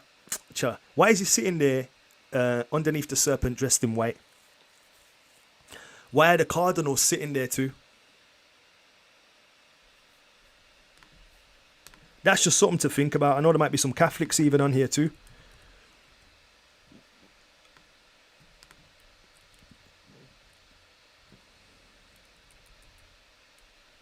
I like this image actually. I'm going to throw this in. It's a bit controversial for the controversial crowd, but so it go. I know thy works and tribulation and poverty, but thou art rich. And I know the blasphemy. So it's blasphemy to say you're something that you're not and claim to be something that doesn't belong to you. Oftentimes we say blasphemy is when you say you can forgive sins, or blasphemy is when you say that you're the Most High. Yeah, but blasphemy is also saying that you're a Yehudim when you're not a Yehudim. That's blasphemy too. But hey, we won't touch on that. Doug Batchelor crowd, Stephen Bohr. I know thy works in tribulation and poverty, but thou art rich. And I know the blasphemy of them that say they are Yehudim and are not, but are the synagogue of, anyway, because my caseworker might get mad. Anyway, we realize that they went from Romans to sages. So you hear a lot about sages, but the scriptures don't have sages. So they went from Romans to sages. They rebranded themselves, but I ain't got time for that. It's a mystery for some, but it's obvious to others, especially when you've been indoctrinated for 10, 12, 35 years. So there you have the papacy kissing the ring of the Rothschild. Or was it the Rothschild, or is it the other one? I can't remember. My brain's gone. What's the other people called, man? I think it's the Rockefellers or it's the Rothschilds. But there's 10 families altogether. I've touched on that before. Even Stephen Darby, Uncle Stephen Darby, gone but never forgotten. He touched on that too. You know what I'm saying? But yeah. So that's those guys. So you see, it's a very small club at the top. And this is why I don't really deal with religion. A bonfire on religion. Religion is a joke. I'm sorry. Religion is a joke. It's all about nations. You can see them people there, yeah, they got different hats on, emblematic of different religions, Catholic and, the other one. But they're the same nation of people, give or take. You get me? Now, this is interesting if what we haven't addressed hasn't been interesting enough. But hopefully this is more of a caveat for the appetite. Bruv, when this thing, the thing came out, yeah, I covered a story, yeah, and at the time, actually, no, I'll hold fire on that. Look at that interesting star, a 6-pointed star. 6-pointed star. How interesting is that? Woe to them who call good evil and evil good.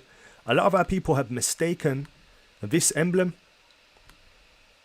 and a lot of pagans have taken over the emblem, the same way they've taken over the emblem of the rainbow. When you look at the rainbow now, instinctively, you associate the rainbow with something negative where it was a positive thing to begin with. But the Most High gave Solomon a 5-pointed star called the Penta Alpha. And then Solomon became corrupt, and he did some corrupt things. Not with the Penta Alpha, by the way, but he just became corrupt, and he instead of staying faithful, he committed sin with Molech and the worship of Molech through a woman. He wanted to marry a woman so bad that he made a compromise with Molech and killed something, well, some locusts to Molech. Yeah. So the 6-pointed star is actually a counterfeit, and it represents Molech. The 5-pointed star was a Penta Alpha. You see the Penta Alpha on the Ethiopian flag. You even see it in the Moorish flag. Yeah, it wasn't what you think it is, but today, you know, it's questionable. Same with the rainbow flag. But I digress. So anyway, he has a 6-pointed Molech star, which is interesting.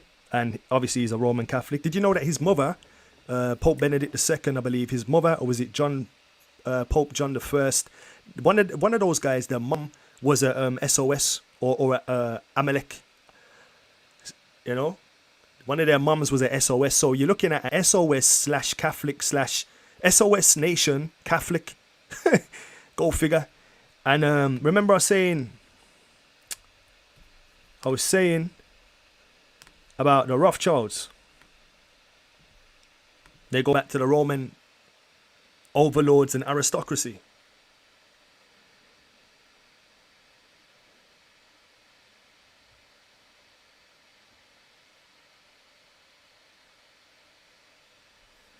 But anyway, it's a very small club, and let me find I'm being too controversial. A caseworker, please have mercy.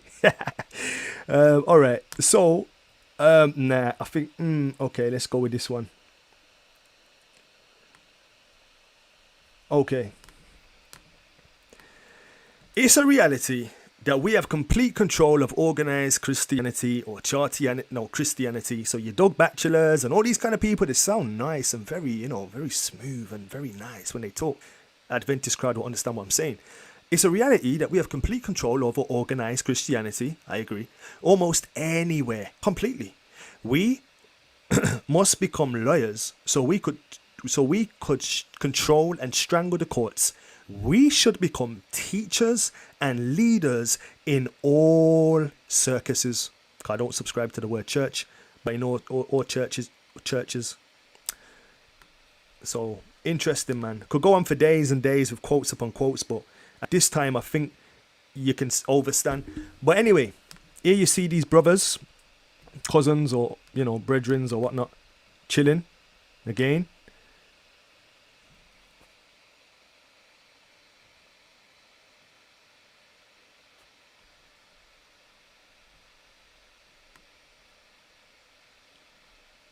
Now, what was interesting, brothers and sisters, was I covered this story. And at the time when I covered the story, I didn't think it was a big thing. I was like, oh, the Pope's poorly. Okay, move on. Apparently, a lot of Chinese immigrants went to Rome. And, anyway, a lot of Chinese immigrants went to Rome. And the Rome, caught a thingy. You get me? He caught a thingy. And he was very poorly. Bless his cotton socks. She was very poorly. And I thought, wow, the Pope might be fading out. So I covered the story just because I thought, wow, that's an interesting thing to cover. But he was one of the first people to get... You get me? He was... You get me? Now, brethren, here's an interesting image of all images. And again... If you're in an Adventist setting or Protestant, they call themselves the Protestant protesting Rome, but not knowing you have, they say, oh, Jesuit infiltration. No, your whole thing is Jesuit infiltration, bro. It's all SOS, bro. I'm telling ya, but you don't want to wake up. So anyway, that's that. So if you're tithing to churchianity, a good portion is going to the nation of SOS, 100%. Good portion. In fact, many volunteers go to the land of SOS to help the people because they think they're the people. Many Gentiles go there, pay their time, because time is money, and they do charity work out there. It's very lucrative to be the people of the book in that respect, but because the people of the book are not the people of the book, it's not you get what I'm trying to say? So it's lucrative for them to take away something that doesn't belong to them. And then everyone's deceived and thinks they are them, if that makes sense, if you're keeping up. So when you pay certain things, it does enter into that infrastructure. For example, any money that goes back to them It's going to go out in publication. It's going to go out in historiography, iconography. It's like Superbook. Like I said, I was a member of Superbook, bro.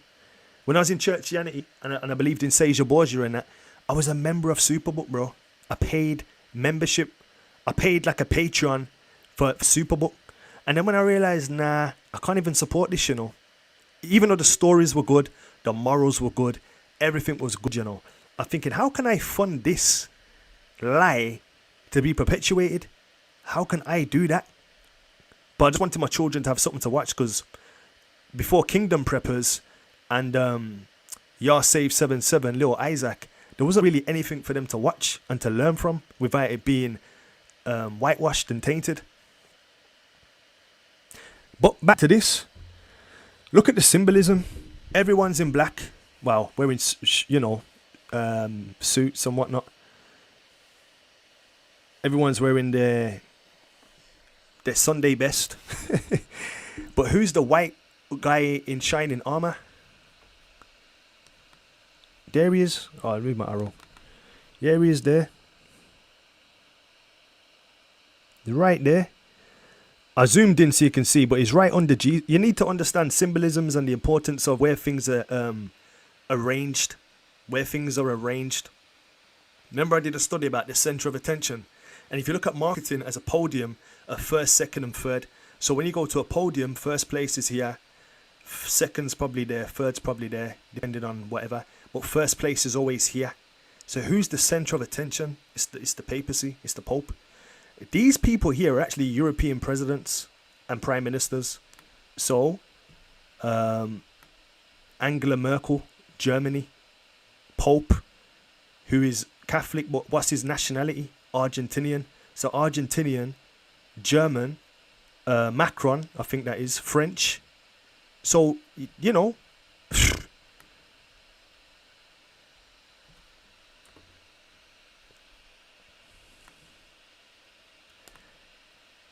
Then if you look at this, the European Union, those 12 stars, the original 12 stars represented the 12 tribes of Israel, allegedly. And who's over the 12 tribes of Israel? Who's over the jewels? Who's over the Most High's jewels? The papacy. You have the Pope there. And you have the European leaders signing whatever they're signing under the benevolence of the Pope. So he's over them. Who's over the Pope in this picture? Jesus. So Jesus is over the Pope here, and the Pope is over the nations here. Very symbolic. See the symbolisms? I just zoomed up on that one so you can see. 1, 2, 3, 4, 5, 6. Here's the 7th candlestick. How is Yahushua described in the scriptures regarding the 7 candlesticks? Do you want to see?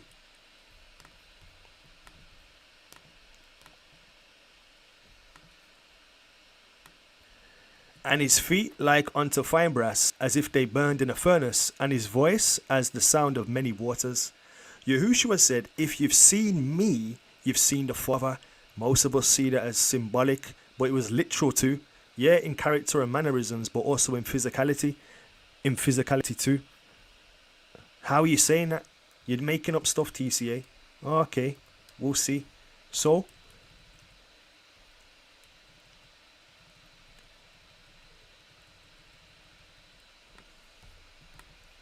there I beheld the Ancient of Days, whose head was white like wool. We see the same symbol in Daniel. And with him another, whose countenance resembled that of a man. His countenance was full of grace like that of one of the holy angels. That's referring to Yahushua. We'll get into that when we do the Enoch study. I'm not trying to divert anymore. But anyway, we're going to get to this video. Are you ready for the video? Are you ready for the video? Now that's been kind of solidified. And we can see Wagwan. We can see what's really crack-a-lacking. Here we have oh man, what's going on with this thing? Here we have the mandem.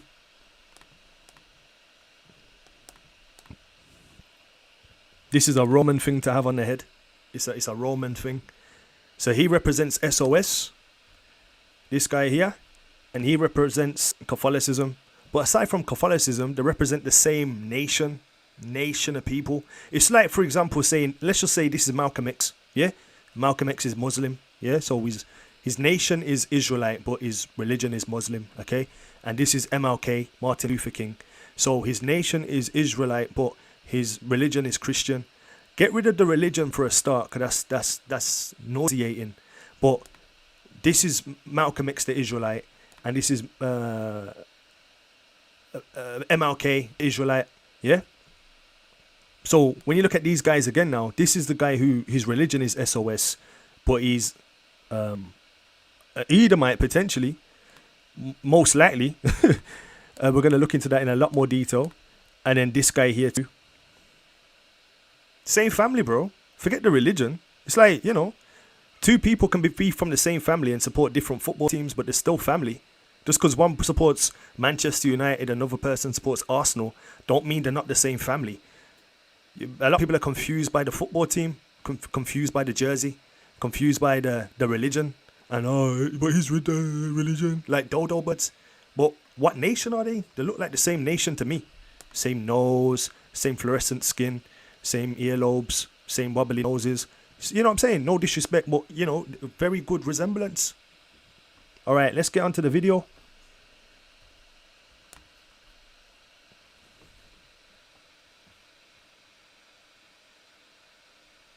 Ready for the video? Here it is. Let's go, let's go. I'll come back in a second. Gracias a Dios y al trabajo de muchos, hoy tenemos vacunas para protegernos del COVID-19. Ellas traen esperanza para acabar la pandemia, pero solo si están disponibles para todos y si colaboramos unos con otros. Vacunarse con vacunas autorizadas por las autoridades competentes es un acto de amor, y ayudar a que la mayoría de la gente lo haga es un acto de amor. Amor a uno mismo, amor a los familiares y amigos, amor a todos los pueblos. El amor es también social y político. Hay amor social y amor político. Es universal, siempre desbordante de pequeños gestos de caridad personal capaces de transformar y mejorar las sociedades. Vacunarse es un modo sencillo pero profundo de promover el bien común y de cuidarnos unos a otros, especialmente los más vulnerables. Le pido a Dios para que cada uno pueda aportar su pequeño grano de arena, su pequeño gesto de amor. Por más pequeño que sea, el amor siempre es grande. Aportar esos pequeños gestos para un futuro mejor. Que Dios los bendiga y muchas gracias. Greetings to everybody. It is a wonderful occasion to be able to greet our TV, radio, and whatever social media audience, and to be able to relate to you what is the church position on this COVID vaccination. The statistics of today of this COVID pandemic infection, 194 million people have been infected. Wow, that is such a big number. And 4.16 million people are dead because of this virus. You can see this is really very serious. And that's the reason why we need to illustrate you. We need to tell you about what is the church position, because the church wants to help you. Okay? Now, the General Conference actually had a statement on vaccination way back in 2014. And this vaccination statement still continues to be utilized, and it is more so important during this time of the pandemic. Okay? Now, the statement that the church is saying is that we are encouraging people. The church is not neutral. It does not say, well, it's up to you to decide whether you want to be vaccinated or not. But it is recommending and encouraging people to have vaccination. Now, why do you think the church is encouraging and not just taking a neutral position or being silent about this vaccine? Okay? The United Nations has been warning of this crisis since the start of the COVID-19 pandemic a year ago. Unfortunately, not enough has been done to support those countries, many thousands of countries, that are at highest risk. We are already in the worst global recession in 90 years. We cannot walk head-on, eyes wide open, into a debt crisis that is foreseeable and preventable. Many developing countries face financing constraints that mean they cannot invest in recovery and resilience, nor can they access the vaccines that provide the fastest route out of the pandemic. A global vaccination gap threatens everyone in developing and advanced economies alike. Developing countries urgently need access to additional liquidity to respond to the pandemic and to invest in a sustainable and inclusive recovery. And today we are united in calling for urgent, bold and decisive action. And I commend the strong leadership of Prime Ministers of Canada and Jamaica, who have been vital partners in this process. And I commend the strong leadership of Prime Ministers of Canada and Jamaica, who have been vital partners in this process.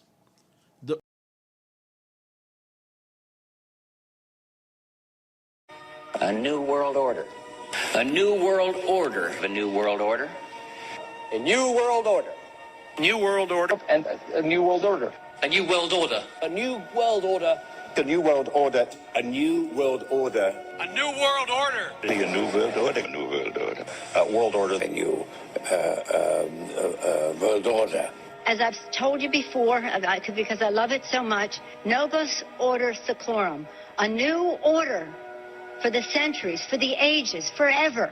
The international order. Global governance. Global governance. Global governance. Global society. Global influence. And people talk then in 19...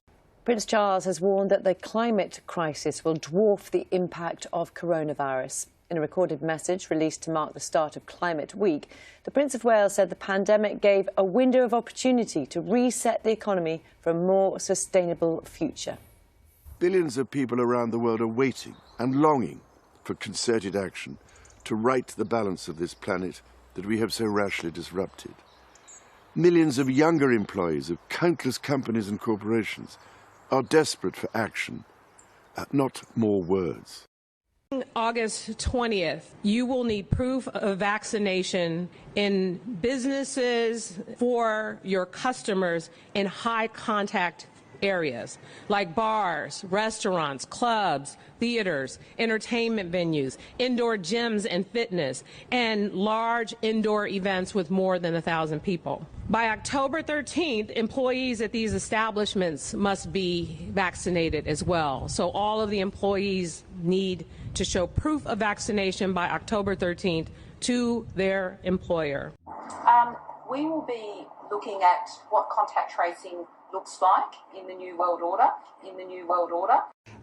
But there will be strong, I suspect the majority of Australians will get vaccinated, and then there will be a strong public view that those who choose not to get vaccinated need to, there needs to be some sort of incentive stick, perhaps, through the current programs, including No Jab, No Pay, to make that happen. So I think that is a very reasonable interpretation of what the PM had to say today.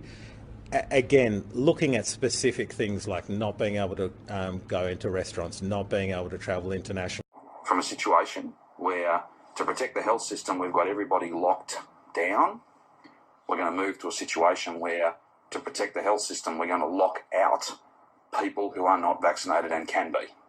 If you're making the choice not to get vaccinated, then you're making the wrong choice. You're making the wrong choice. And for safety's sake, and back to that point about how much work our nurses have to do, as this becomes absolutely a pandemic of the unvaccinated and we open everything up, it's not going to be safe for people who are not vaccinated to be roaming around the place spreading the virus. The new cases in COVID are because of unvaccinated folks. Almost 100% of the new hospitalizations are with unvaccinated folks. And the deaths are certainly occurring with unvaccinated folks. These folks are choosing a horrible lifestyle of self-inflicted pain. Besides, this emotional plea you just gave us, what is it going to take to get people to get shots in arms? I don't know, you tell me. Folks supposed to have common sense. But it's time to start blaming the unvaccinated folks, not the regular folks. It's the unvaccinated folks that are letting us down. But as a leader of the state, don't you think it's your responsibility to try and help get this situation under control? I've done all I know how to do. I can encourage you to do something, but I can't make you take care of yourself. You know, in more legalese than this is not a thing. We will not no longer honor this, because the way that automatic prerogative works is there's got to be compliance with the executive branch, because otherwise it doesn't work. So you got to eliminate that compliance, and you make it a mandate, and then you do training, particularly in the city. I'll call them licensing departments, whether it's zoning, buildings, housing will be impacted by it, planning certainly, and you pick the people to run those agencies and the deputies that are pledging allegiance to the New World Order and good governance.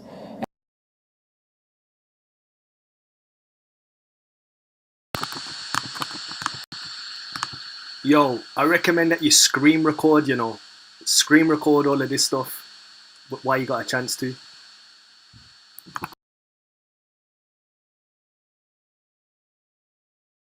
And then I think you have the Inspector General do some spot audits to make sure that there is real compliance.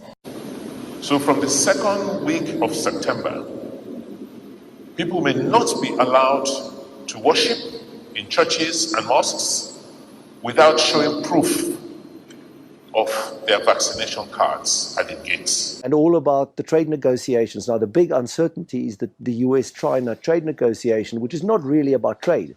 It's about a new world order. And if we get a dysfunctional world order, having come from a space which was very, very good for business over the last 20, 30 years since communism fell, then, yeah, there may be some big hits along the way, and there may be some big challenges. That sounds like a difficult environment to chase risk assets. Yes.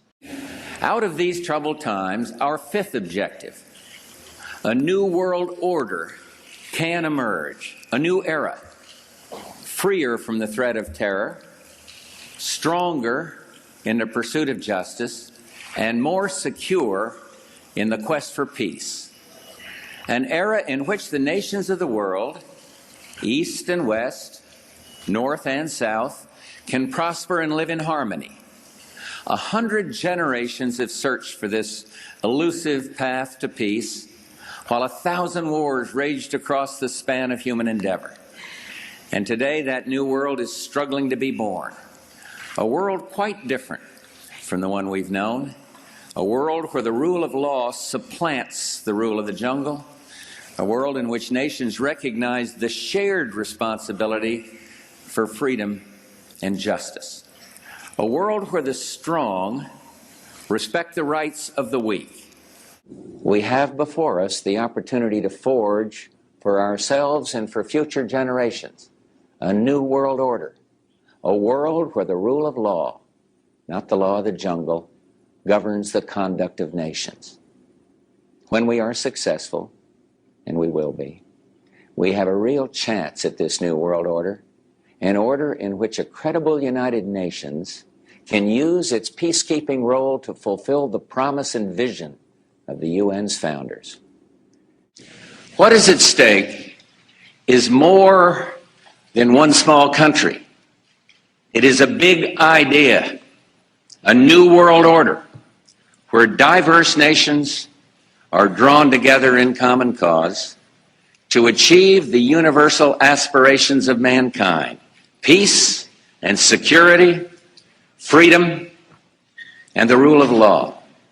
Such is a world worthy of our struggle and worthy of our children's future. And now we can see a new world coming into view. A world in which there is the very real prospect of a new world order. In the words of Winston Churchill, a world order in which the principles of justice and fair play protect the weak against the strong. A world where the United Nations, freed from Cold War stalemate, is poised to fulfill the historic vision of its founders. Donna Kinnair is the General Secretary and Chief Executive of the Royal College of Nursing, and she joins me now live. Thank you so much for joining us on BBC News. I wonder, Donna Kinnair, how do you feel about the government's plans to test all essential workers? Do you think that health workers should be given priority, or do you think that this is right? We know that we haven't infected enough of the population with this virus. So for any lifting of any lockdown to be successful, we need not only to be able to test healthcare workers, but also to track and trace. World pandemic. It's a 1 in 100 year event. So you can expect that we will have transmission from time to time, and that's just the way it is. We've got to accept that this is the new world order. We've got to accept that this is the new world order. This is the new world order. This is the new world order. Today is the first full day of the new world order. The new world order. The new world order.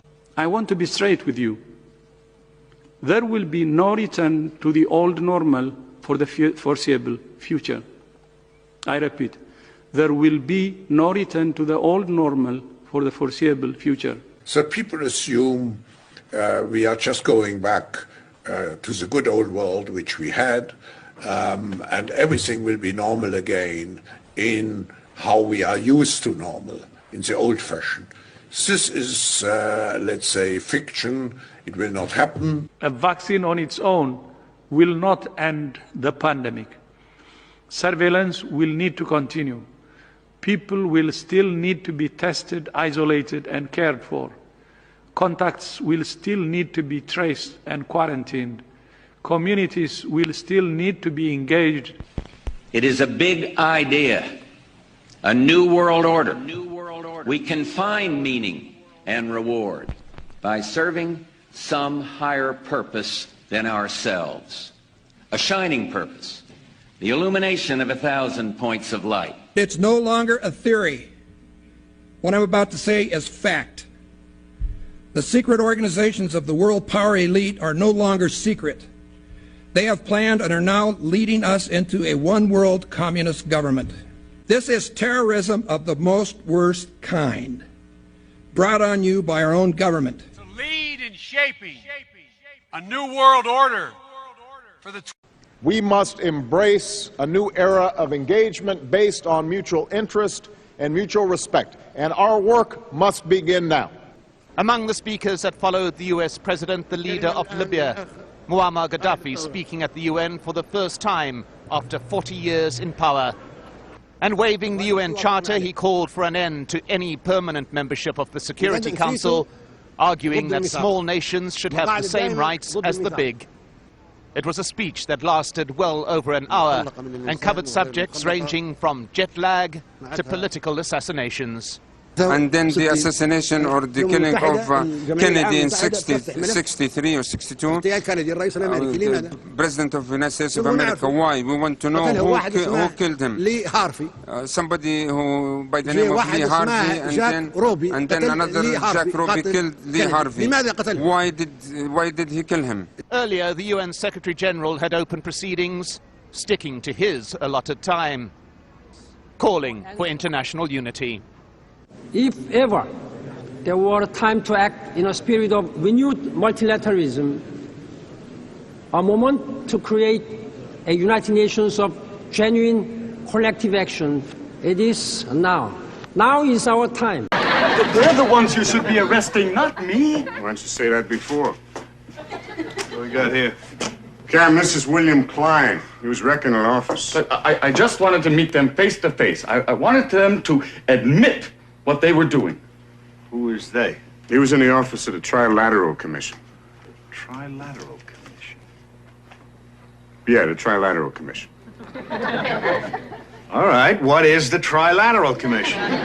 It's an organization founded in 1973 by David Rockefeller to bring together business and political leaders from the United States, Europe, Japan, so they could work together for better economic and political cooperation between their nations. That's what they'd like us to believe.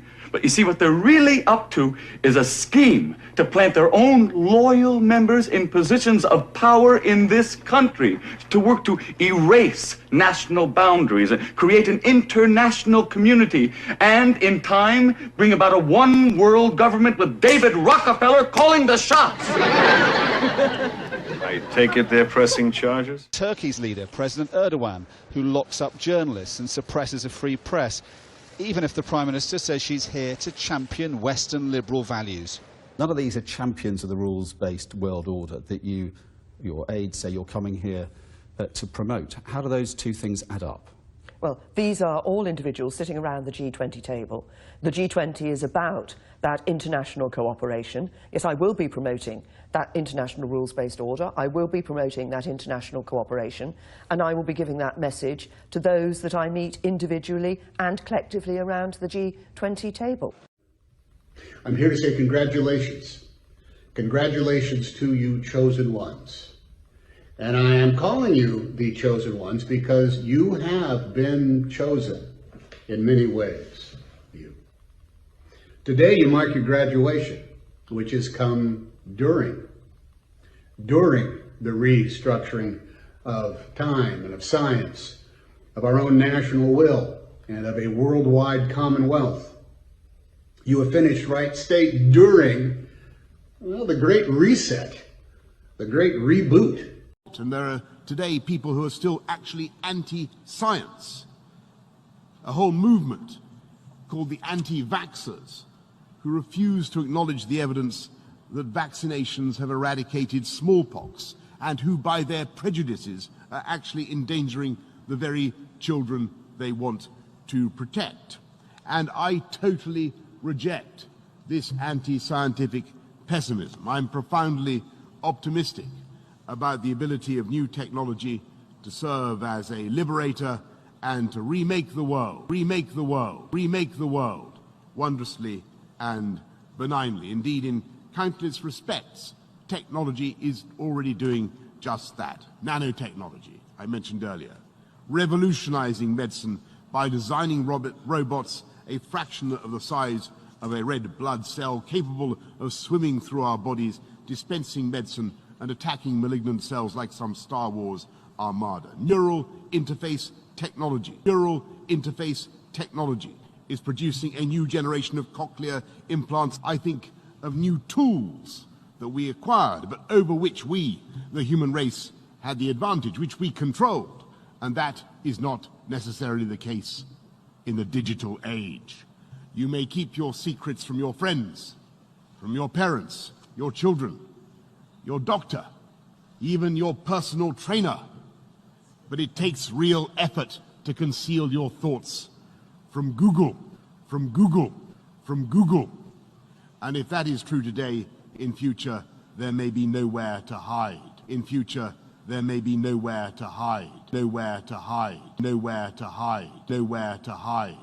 Smart cities will pullulate with sensors, all joined together by the Internet of Things. Bollards communing invisibly with lampposts. But this technology could also be used to keep every citizen under round-the-clock surveillance. A future Alexa will pretend to take orders, but this Alexa will be watching you, clucking her tongue and stamping her foot. Law ever become a reality in America? Some fear any nuclear, biological, or chemical attack on U.S. territory might trigger just that. And as KSLA News 12's Jeff Farrell discovered, the clergy would help the government with potentially their biggest problem, us. From my cold, dead hands. Charlton Heston's famous declaration captures a truly American value, the overarching desire to protect our freedoms. But gun confiscation is exactly what happened during the state of emergency following Hurricane Katrina in New Orleans. U.S. troops also arrived, something far easier to do even now thanks to last year's elimination of the 1878 Posse Comitatus Act. That forbid U.S. troops from policing on American soil. If martial law were enacted here at home, like depicted in the movie The Siege, easing public fears and quelling dissent would be critical. And that's exactly what the Clergy Response Team, as it's called, helped accomplish in New Orleans. Jeff, the primary thing that we say to anybody is let's cooperate and get this thing over with, and then we'll settle the differences once the crisis is over. Such clergy response teams would walk a tightrope between the needs of the government versus the wishes of the public. In a lot of cases, these clergy would already be known in the neighborhoods in which they're helping to defuse that situation. For the clergy, one of the biggest tools that they will have in helping calm the public down or obey the law is the Bible itself, specifically Romans 13. Because the government is established by the Lord, you know, and that's what we believe in the Christian faith. That's what's stated in the Scripture.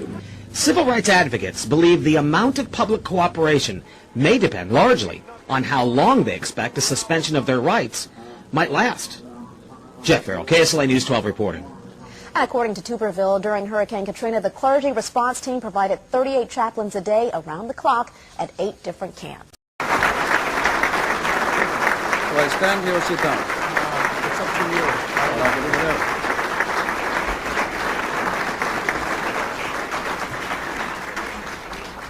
Thank you, Mr. Prime Minister. A questioner asks, President Bush's call for a new world order under law has been variously interpreted. From your perspective, what do you believe the broad goals should be in a new world order?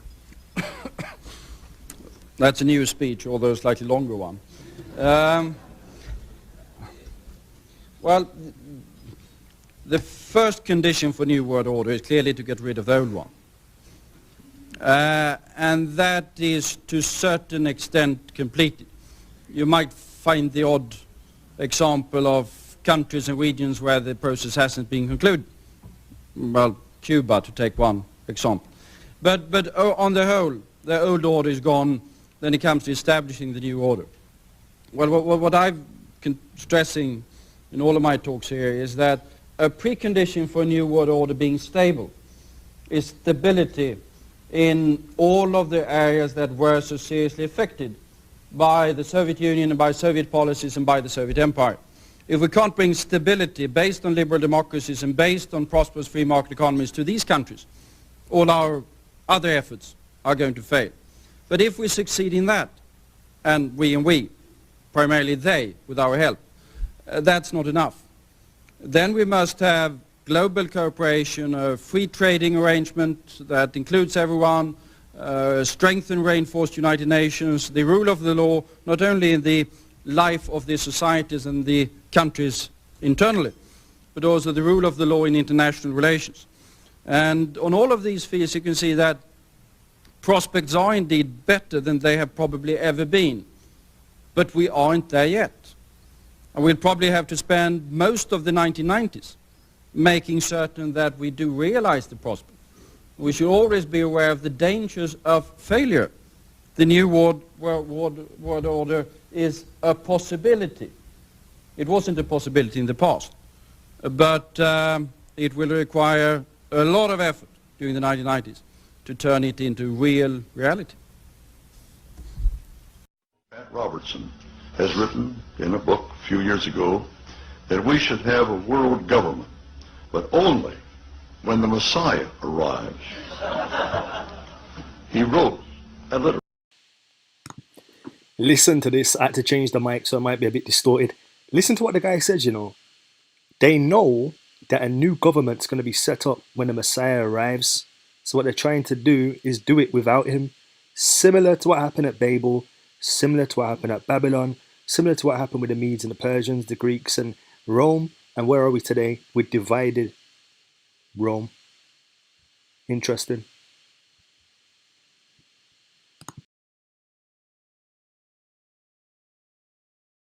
In the past. But it will require a lot of effort during the 1990s to turn it into real reality. Pat Robertson has written in a book a few years ago that we should have a world government, but only when the Messiah arrives. He wrote, and literally, any attempt to achieve world order before that time must be the work of the devil. Well, join me. I'm glad to sit here at the right hand of Satan.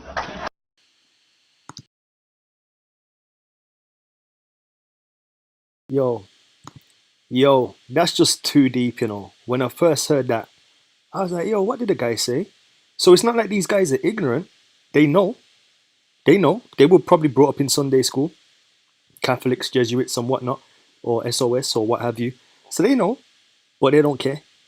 And they know that they have a short time too. Because the devil means to deceive. I'm not saying an individual, because there's devils in our nation too, bro. There's some serious devils in our nation, straight deceivers and just all over the place. You know what I'm saying? So anyone can have a devilish nature. But boy, when I heard my man say that, I said, yo, these guys know, man. They know.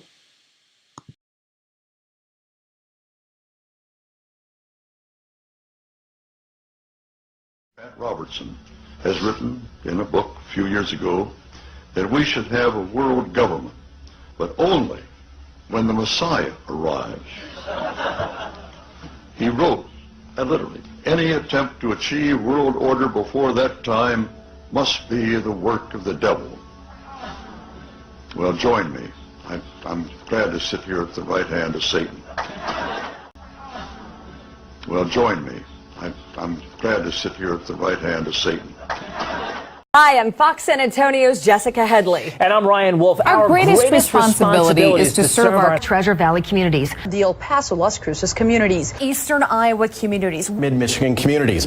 We are extremely proud of the quality, balanced journalism that CBS 4 News produces. But we are concerned about trouble and trying to be responsible, one-sided news stories plaguing our country. The sharing of biased and false news has become all too common on social media. More alarming, some media outlets publish these same fake stories without checking facts first. The sharing of biased and false news has become all too common on social media. More alarming, some media outlets publish these same fake stories without checking facts first. Unfortunately, some members of the media use their platforms to push their own personal bias and agenda to control exactly what people think. And this is extremely dangerous to our democracy. This is extremely dangerous to our democracy. This is extremely dangerous to our democracy. This is extremely dangerous to our democracy. This is extremely dangerous to our democracy. This is extremely dangerous to our democracy. This is extremely dangerous to our democracy. This is extremely dangerous to our democracy. This is extremely dangerous to our democracy. This is extremely dangerous to our democracy. This is extremely dangerous to our democracy. This is extremely dangerous to our democracy. This is extremely dangerous to our democracy. This is extremely dangerous to our democracy. This is extremely dangerous to our democracy. This is extremely dangerous to our democracy.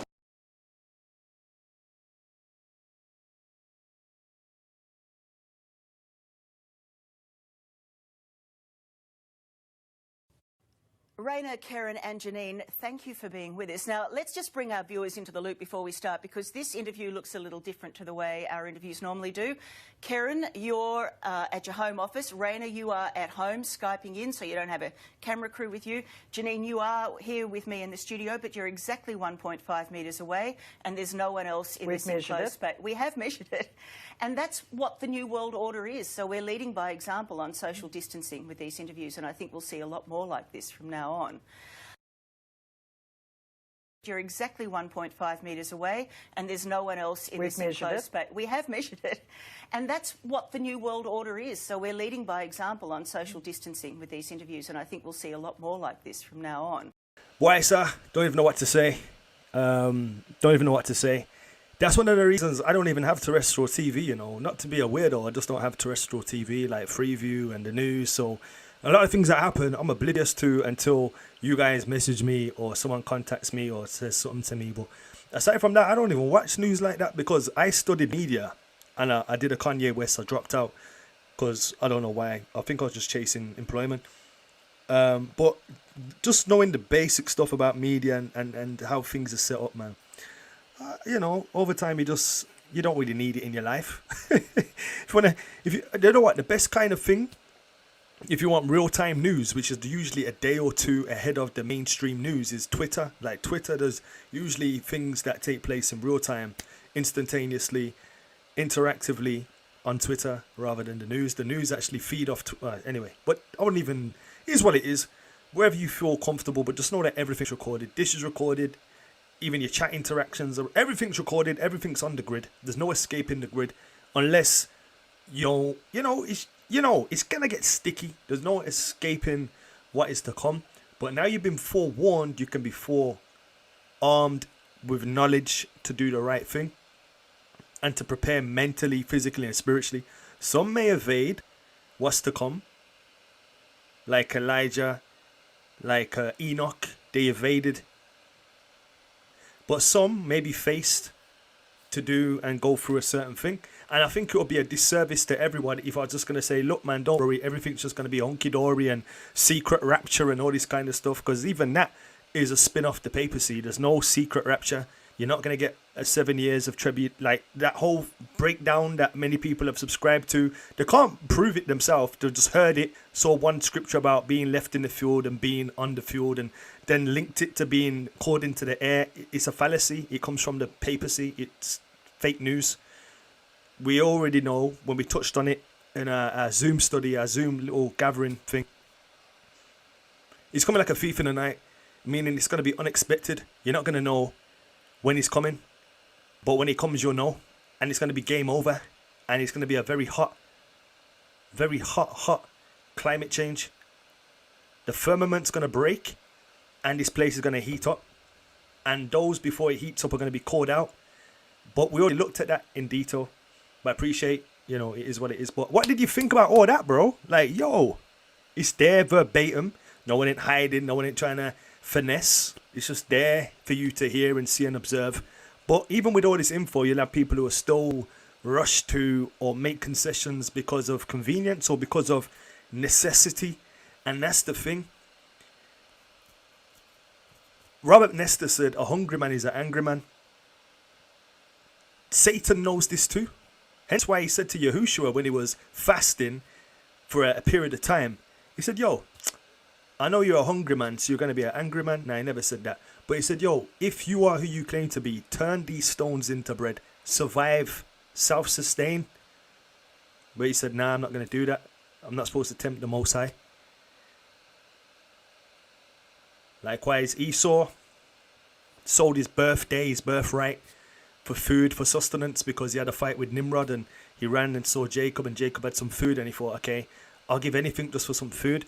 But it wasn't just Jacob, though. A lot of people like to, it wasn't just Esau. A lot of people like to, use that example and this, that, the other, which he did do. I'm not minimizing.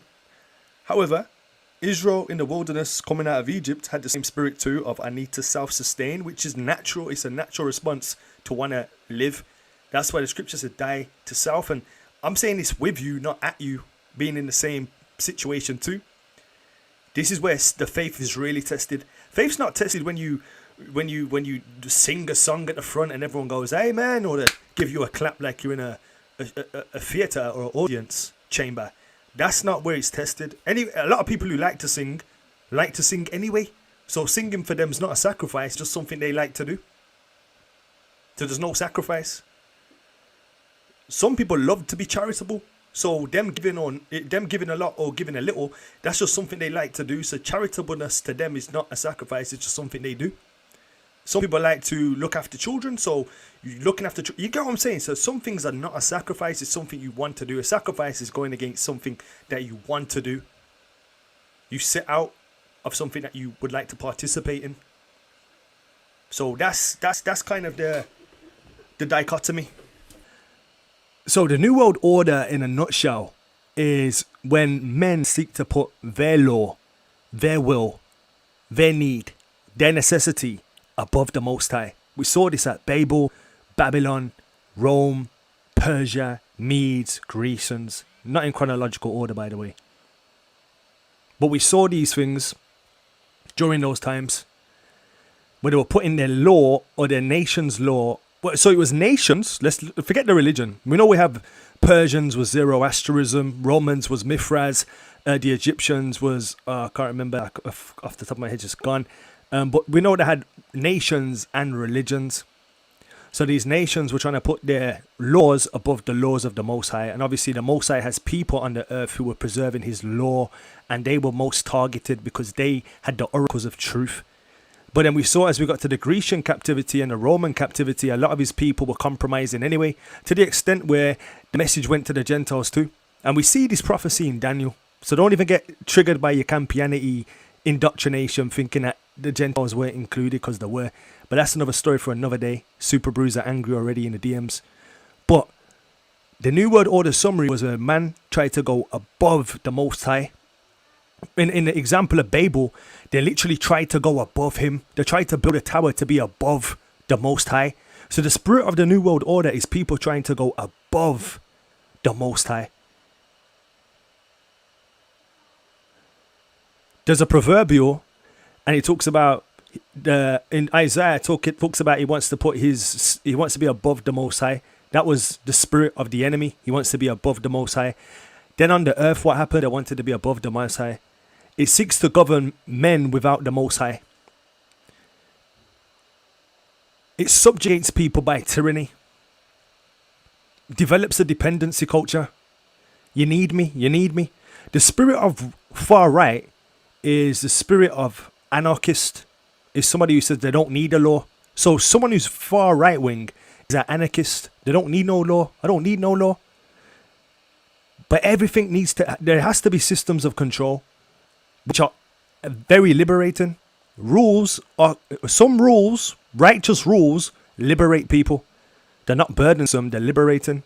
Righteous laws. If you can live in a society where you can leave your door open, your car open, and not get robbed, thou shalt not steal, that's a liberating law. It's only not liberating to those who want to steal or want to be unrighteous.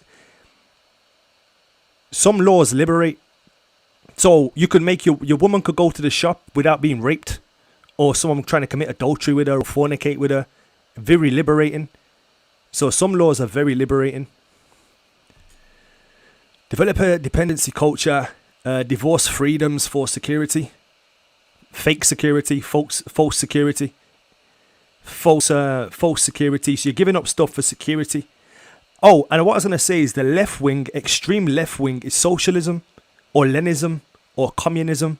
That's left wing, where your whole dependency is on the government to help you. Dependency state, food stamps, dependency state. So extreme right wing is anarchist. Don't give me no law. We can govern ourselves. We'll do the right thing. When we know that men are greedy and some men are stingy and men are self-seeking and self-serving by nature. So you could start off good and become corrupt like Solomon. So the anarchist, that system's not going to work for us either. An extreme right wing's not going to work, even though they might have some good principles. And likewise, an extreme left wing's not going to work, because that is communism. This is why I'm just going to be straight. The Nazis stands for National Socialism. That's what the acronym was, National Socialism. So they were socialists, socialites. That's left wing. You'd think they were right wing, but they were left wing. MAGA, Make America Great Again, they're right wing. They're anarchists. The Nazis were left wing. Make America Great Again is right wing. Not going to work out. I don't care if you have an Israelite in government. That might not work out either. Or a Gentile. The nation, the person's not going to save the people. It's a righteous leader. And this is why we know that the stone is going to lick off the statue's legs and it's going to crumble. And that stone is the kingdom that's going to come. That's going to be forever sustainable. The Lamb, Yahushua. A forever kingdom. But righteousness and unrighteousness are antithetical. They can't exist together. They can't coexist. Sin can't coexist with righteousness. This next kingdom, you need to make your calling and your election sure. Have you accepted the Lamb? Have you been born again? Publicly, not in a container indoors, but openly so people can see. Have you, the same way you've been sinning all your life, openly, have you openly accepted the Most High? A lot of Campianity are even telling people not to be baptized and saying that just the word will baptize people, and because people have itching ear syndrome, they're not even getting baptized. How about that? And the baptism just symbolic of death and new life. So we have people going around there telling people not to be born again. What's going on, bro? Is this familiar? There are some righteous Gentiles and there are some unrighteous Gentiles. There's some righteous Israelites and there's some unrighteous Israelites. But ultimately, The spirit of the NWO is those who put themselves, other people, or your denomination, or even yourself above the Most High. That's it. In its simplest terms, as it relates to an individual, you put yourself above the Most High. That's a Lucifer spirit. That's a very carnal spirit. You know the Sabbath's on. You know when the Sabbath is, but you have work, or this, that, and the other. The Most High will be patient though, because a lot of us have been lied to and misinformed. But it gets to a point where you have to stand for truth, or you'll just stand for anything. And not just the Sabbath, but what you eat, what relationships you make. But, you know, when we start talking about these things, self-searching things, the view count goes down. But when we talk about theatrics and things of that nature, it goes up. And likewise, when Yahushua was doing what he was doing, when he was giving out the bread and the fish, everyone was in attendance. But when he said, nah, I want to give you the real bread, the word, everyone went. Divorce freedoms for security. Remove ability to live outside. Change law culture for the common good. So a lot of these places, in Babel, they were doing it for the common good, for a common cause, for common ground, for commonality.